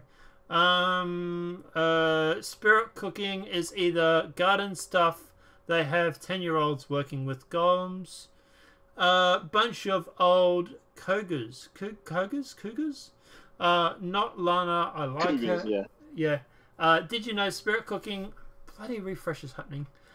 Did you know that spirit cooking woman was in Australia Park when the dingo ate the baby? Yeah, let me look. He's going to try and find an article for us. While he's doing that, let's keep going. So we're going to get on to the big story of the day.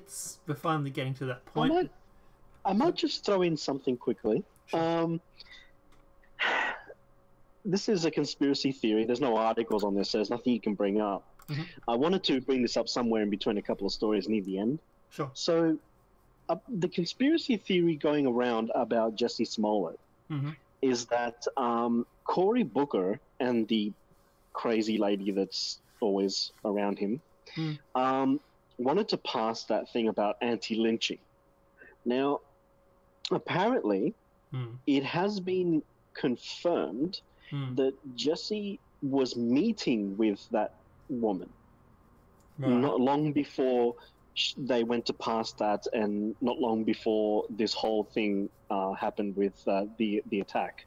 Right. So it seems I'd love it if the FBI investigates that too, because it would be amazing to see not only him go to prison, but if it's true that this was all tied in some conspiracy to pass a law, I'd love to see a couple of politicians get taken down with this too. Where do you think the politicians would get taken down though? Well, if the FBI would pursue that and prove it, I don't know if they would. But if they do, that'd be awesome. I'm just looking up that now while you were talking. Yeah. Anti-lynching, was it? Yeah, the anti-lynching law that they brought out. So Kamala Harris is anti-lynching. Kamala Harris. Yeah. It's a hard name for me to remember. Yeah. It's a complicated one. We'll talk about that in a sec. Because we are actually jumping on to Josie Smollett now ourselves. Yeah, I thought it was a good time to bring it up, yeah. Yeah. So yeah, I hadn't even heard about that yet. But let's jump into it. So, CBS. Brothers told police Josie Smollett behind sending himself the hate letter.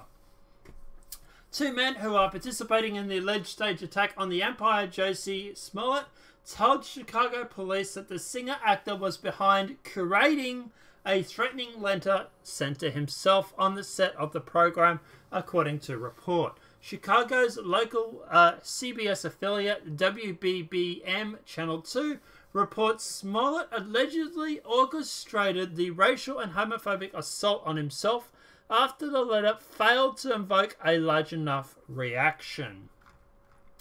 So, the development came after ABC News reported Tuesday that the FBI and the US Postal Inspection Service officials are investigating whether Smollett was involved in the letter's January 22nd delivery. The letter, which contained powdered aspirin, and the phrase "die black" something or other that I can't say on YouTube, is currently undergoing tests at an FBI crime lab. In a statement to CNN, Chicago police spokesman Anthony Guadagnini said that the hazmat team had been sent to the Sin Space studio where the show had been filmed upon the letter's discovery. And it's just basically going on about the backstory that we know there for that. Video, brothers linked to Josie Smollett attack scene buying ski masks. Oof, it's all unraveling so fast, isn't it?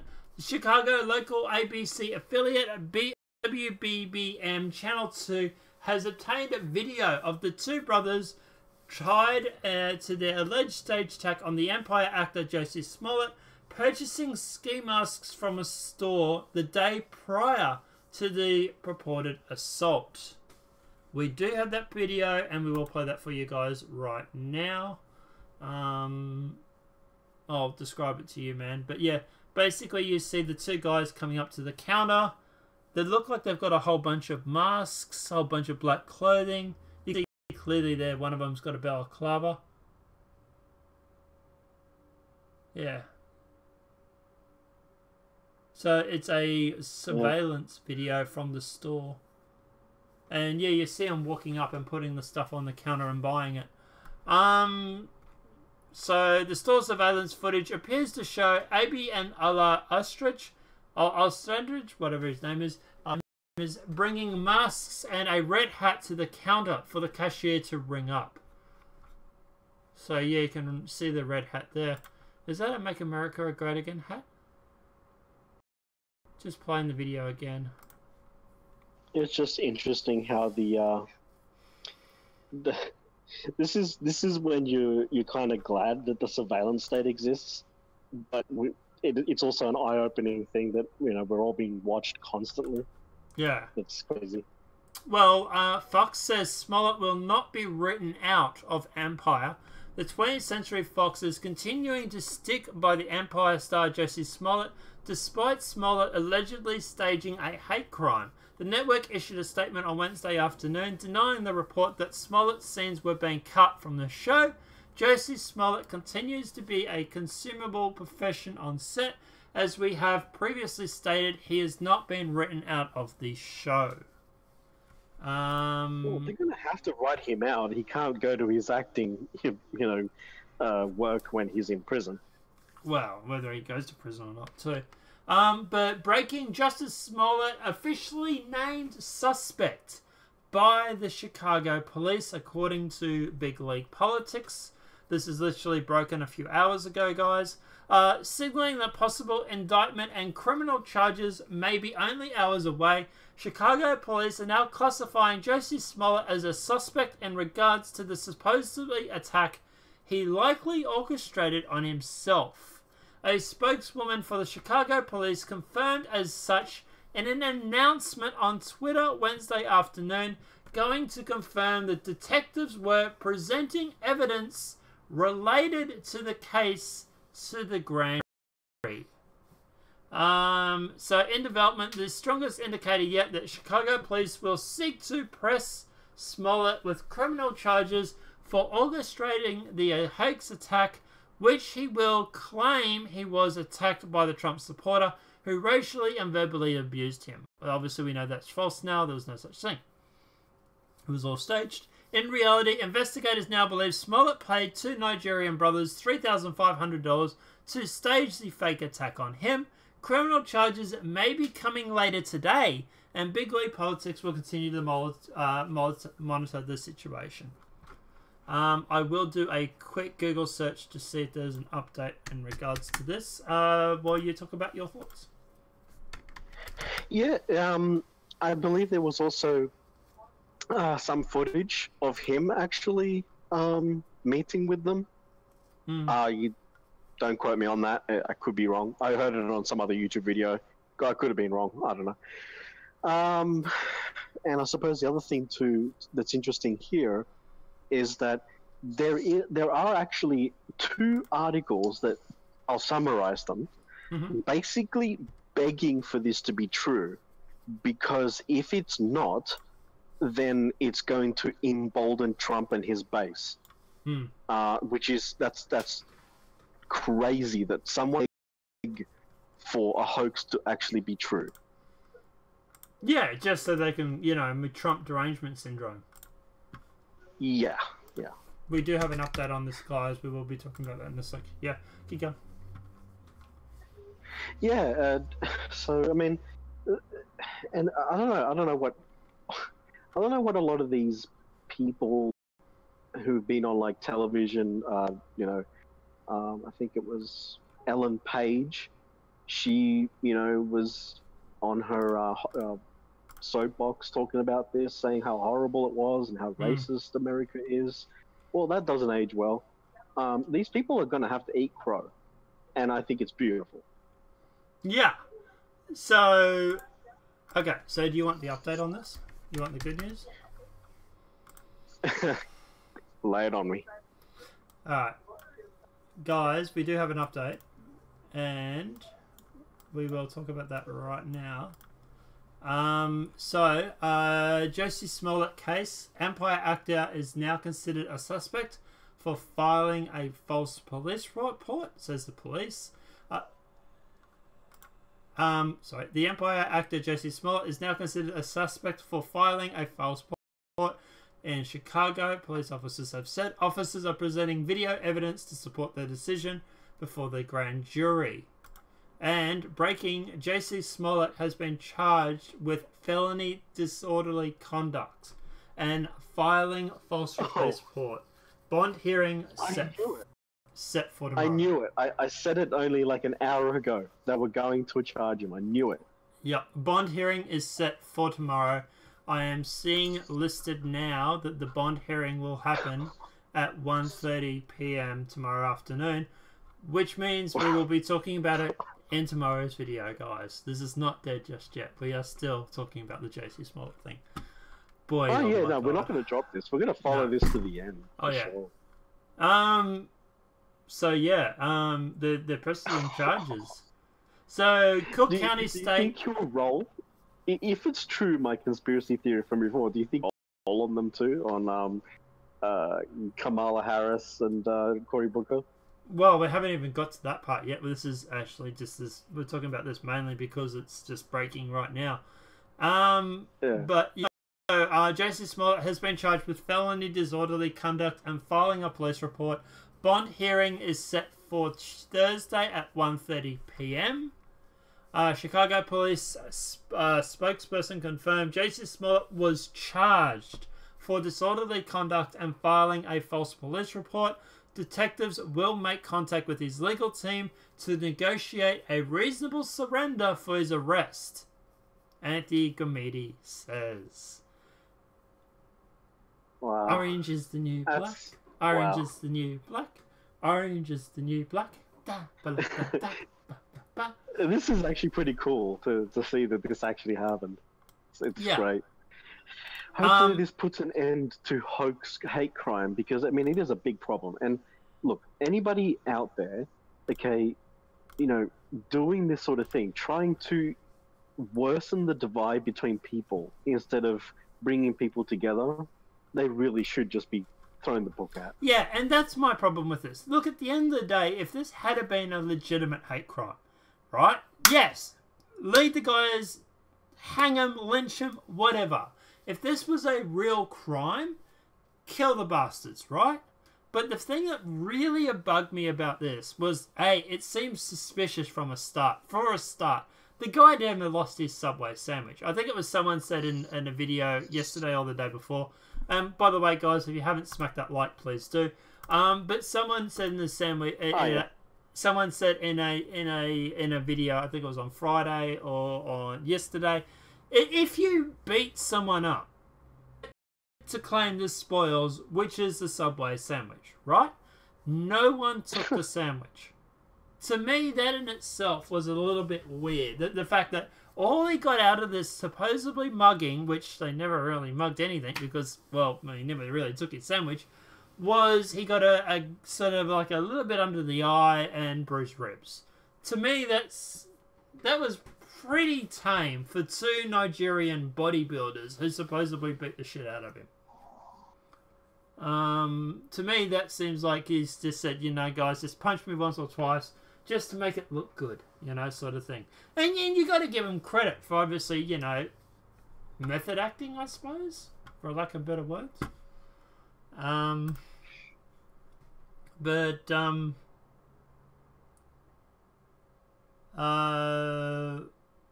What's this? That is... played all of them for fools. Democrats media burnt by rush to judgment on J.C. Smollett. So this is the Washington Times. For Senator Kamala Harris and Cory Booker, Democratic president candidates who were promoting an anti-lynching bill.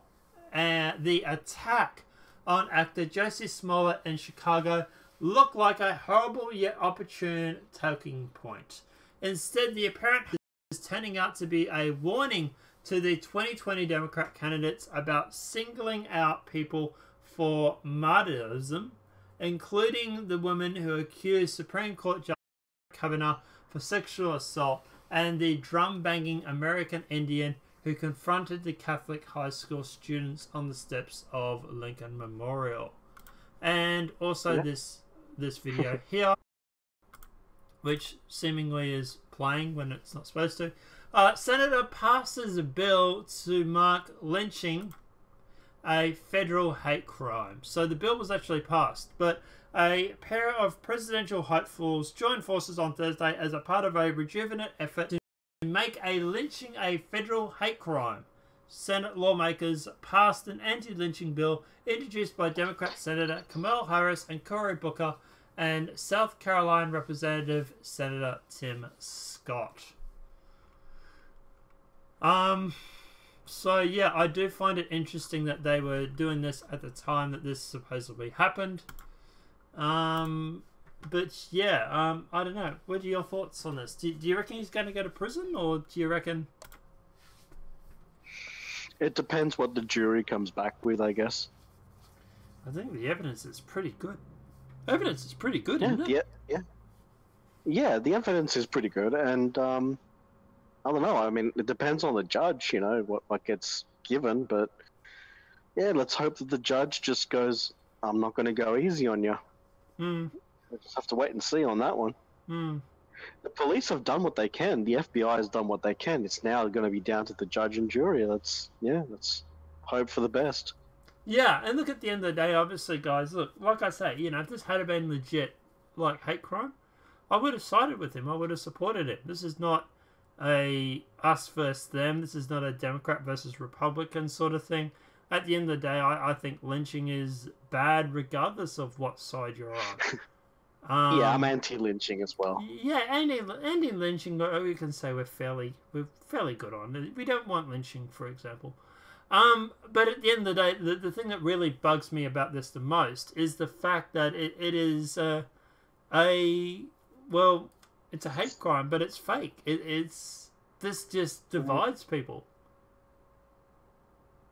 Yeah. So, false flags are bad. Yeah, and we're having a lot of this. Like I said in yesterday's video, Matt Christensen, who, by the way, you guys should go and check out, great YouTuber. He does a podcast every week with him and Blonde, who is definitely waifu material.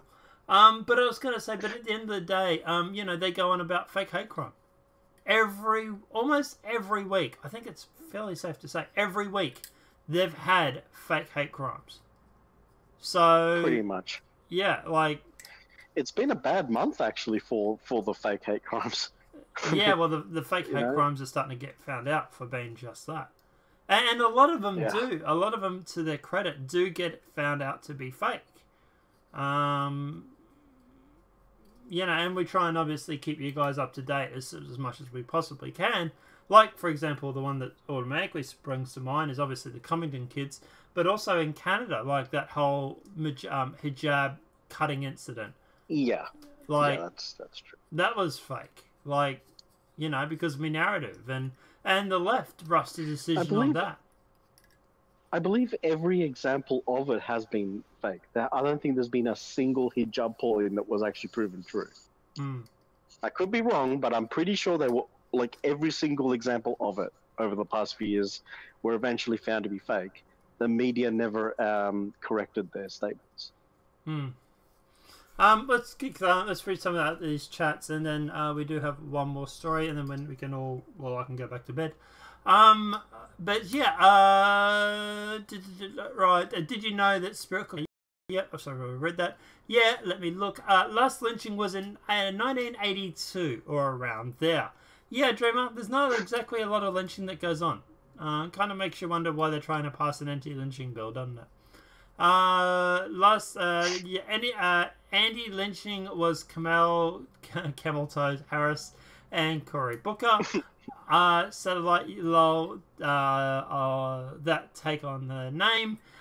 Bill Smith on Magina Abrams in Australia, and he's posted the link. I will check that out. We might actually do that story over the weekend if you're interested.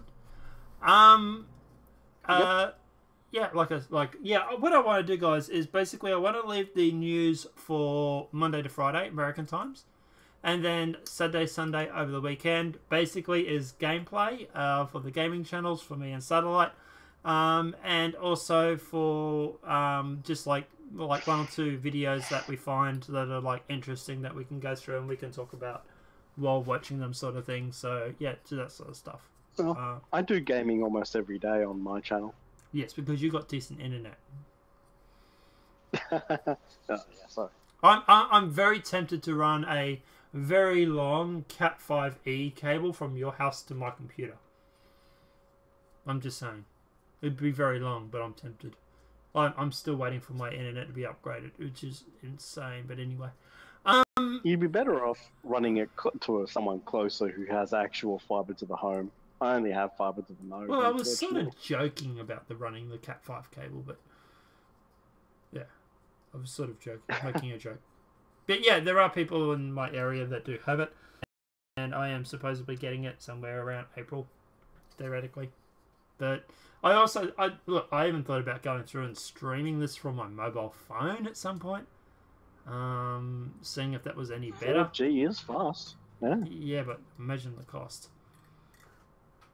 Oh, well, it depends. Depends how much data you have, yeah. True. Anyway, lynching only after 6 weeks. Don't say that one out loud. Don't say that one out loud. In-game, Greg, right? In-game. Yeah, I should have read that before I said it. Alright. So what did we get up to? Right, last one, last video. Controversial conspiracy theorist David Icke is banned from Australia. Why? Because he's... I don't know. But let's get into it and we'll find out, I suppose.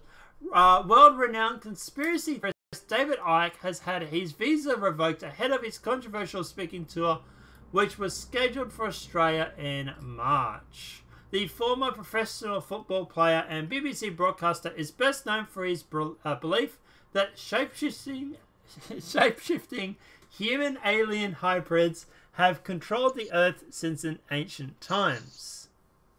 Icke listed Queen Elizabeth, George W. Bush, Bill and Hillary Clinton, and Bob Hope among some of the modern-day humanoid reptilians ruling the planet.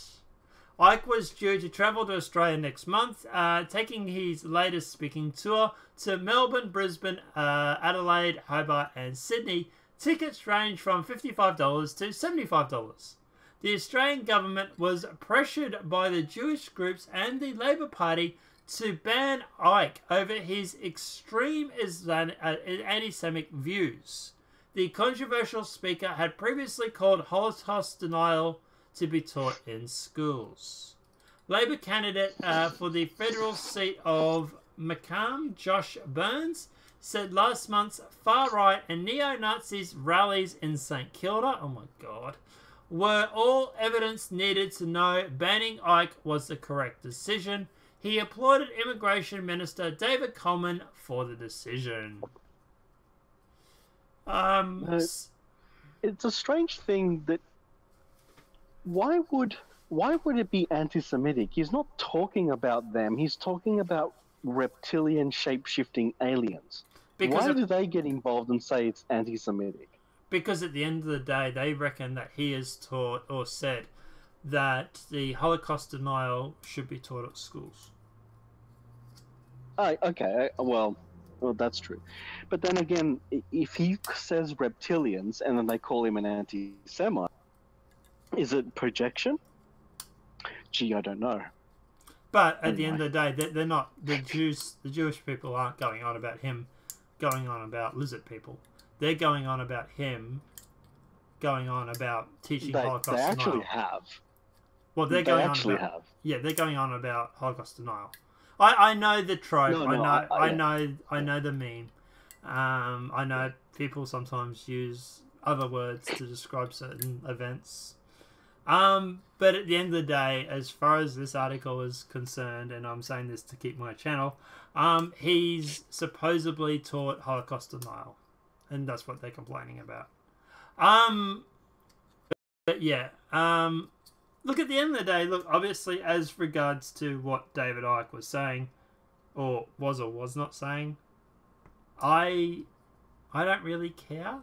I think he should still be allowed in the country, regardless of... If someone has a really bad view on something, and I'm not saying he does or he doesn't, but if he has a really bad view on something, why don't you challenge him? Go to the thing and stand up at the Q&A that was most likely going to be held at the end of these events and confront him about it. Yeah, I mean, bring your best evidence, to prove him wrong about the Holocaust and all that sort of stuff. I mean, skepticism in the world is generally a good thing. Yeah, or if you have DNA evidence of George W. Bush not being a lizard alien, maybe a DNA test. Yeah. I don't know. I mean, it's actually kind of interesting that there are certain people who do look freaking weird. You mean like Mark Zuckerberg? Yes. Mark Zuckerberg trying to drink a glass of water is probably the best thing I've ever seen. I've seen that, yeah. Someone's actually made a video where he literally does that, and then they superimpose with a editing program an actual lizard head. And I just cracked up laughing. I've actually got... we're going to look at this, guys. This is Mark Zuckerberg drinking water. This is just. Yeah. What about when Hillary Clinton was drinking some water and then like this weird thing came out of her mouth into the cup? Oh man. Here it is. Here is Zuckerberg, and I'll post the link for you so you can get to see it too if you want. This is Zuckerberg drinking water, and let me pipe the audio through. Right, okay, here we go. Right, you ready? Yeah. Alright, this is Zuckerberg drinking water, people. Obama and Trump all use these increasing amounts of data to focus on micro-targeting and personalization. And online companies like Facebook are tracking our activities and collecting information. Facebook has a responsibility to protect this personal information. We had a good discussion yesterday. We went over all of this. He is so freaky. You told me that the company had... yesterday when we talked, I gave the relatively harmless example that anyway, I'm Zuckerberg drinking water is probably... It is really cool. It's just really funny to watch. It's just... It's like, don't forget to drink the water, Zuckerberg. But yeah, it's pretty freaky watching him do this. It's just, yeah. It's almost like he's like, how do I do this like a human again? Yeah, how do I hashtag pretend to be human? But yeah, look, at the end of the day, yeah. But like I say, look, at the end of the day, as for David Icke, look, regardless of whether you like him or you don't like him, he should be allowed in the country. And the thing is that I hadn't even heard about him coming to Australia, let alone him doing this tour. This is... I hadn't heard of it. No, this is something like where I'm like, okay, maybe I might have actually gone and seen this. I might have actually spent the $55 to go to this, and even if I had to travel an hour or an hour and a half or whatever to see it, or even interstate, you know, like I might have gone somewhere else, for example. I might have gone and seen this if the ones closer to me were sold out. I'd make a weekend of it, for example. So yeah, this is a really good way of advertising him, I suppose. I know you are a bit of a fan of the David Icke meme sort of thing, but I'm a fan of quite a few different things. Like, you know, the line that the reptilians are actually called the Chitauri. You might have heard me talk about this before. Yeah, I think I have actually. Yeah, they're called the Chitauri. You have the, what are they called again? So, we should the we should probably wrap up. Reptilians. Hang on a sec, Greg. Greg, what are you doing? You don't drive in a snowstorm. Greg. He's replying. He's replying, typing into the chat while driving in a snowstorm. Dude, what are you doing? Like, seriously. Well, we should probably wrap this up before Greg has an accident. All right. Sorry, what were you saying? David Icke. Well, I was just going to say, like, there's this theory about the Andromedans are the good aliens and the reptilians are the bad ones and blah, blah, blah, blah, blah. Yeah. I don't know. Maybe we'll cover this on another day for sure. Yeah, I don't know how much we can cover while still keeping the channel, but yeah. Well, it sort of goes down the memory hole. Do I really want our audience thinking that I'm completely mentally insane? Well, they already think I'm insane, so, welcome to the party. The amount of time, and I really did love when you guys did this, the amount of times I will mispronounce something in a video, and I will literally get a comment saying, it's pronounced like this, and they'll actually write it out as it's supposed to be pronounced. It makes me feel warm and special when you guys do that. I do it too. Yeah, I think it's funny as fuck, to be honest. And yeah, I have a bad pronunciation on some things. Is touring with Lauren Southern? He's touring with Lauren Southern? David Icke? Or are you touring with Lauren? If you're touring with Lauren Southern, let me know. Or is it David Icke? Do we want Greg to let us know? He's driving in a snowstorm right now. Well, it's Lauren Southern, it's future waifu. If he can put in a good word for me. Yeah, it's okay for him to risk his life then, though. Yeah, you know, if you're risking your life for my mutual benefit, then I suppose that's alright. But anyway, yeah, as for David Icke, look, like I say, wrapping this up because we're waffling on a little bit. Look, at the end of the day, I think he should be allowed to. I think this is absolutely insane. And my understanding was it was supposedly only when, for example, you have broken the law, gone to jail for an X amount of time. Now they're starting to ban people who have wrong opinions, and that's where I draw the line. This is basically you have the wrong opinion on something, so we're going to ban you. I have a problem with that. I really, really do. Whether you like him or not, he should have been allowed in the country. Wrong think. 1984. Yeah. Let's start bringing in the Llewellyn state. But look, yeah, at the end of the day, guys, obviously, we should probably wrap up because Greg's about to have a car accident. But yeah, look, at the end of the day, guys, let me know what your thoughts are in any of these topics. Anything that have you got any videos or any topics or anything that you want to talk about, or you're right? I forgot to ask. I'm right. No, cool. So, guys, if you have any questions, any videos, anything at all, if you have any suggestions, if you have any comments, feel free to hit them up in the comment section below. Greg, I'm expecting you to put a good word in for Lauren Southern because we're wrapping up this video now. But yeah, apart from that, guys, I'll see you tomorrow. I'm going to try and do these around the same time as today's. But like I said, work is crazy. I have another 10-hour shift or 9-hour shift at work again today. Then I have tomorrow off. Then I go to work Saturday for a 9 or 10-hour shift. Then I have Sunday, Monday off. So yeah, works crazy. And don't forget to smack a like. Yeah, don't forget to smack that like button. Obviously, please do feel free to share these videos because there's no way in hell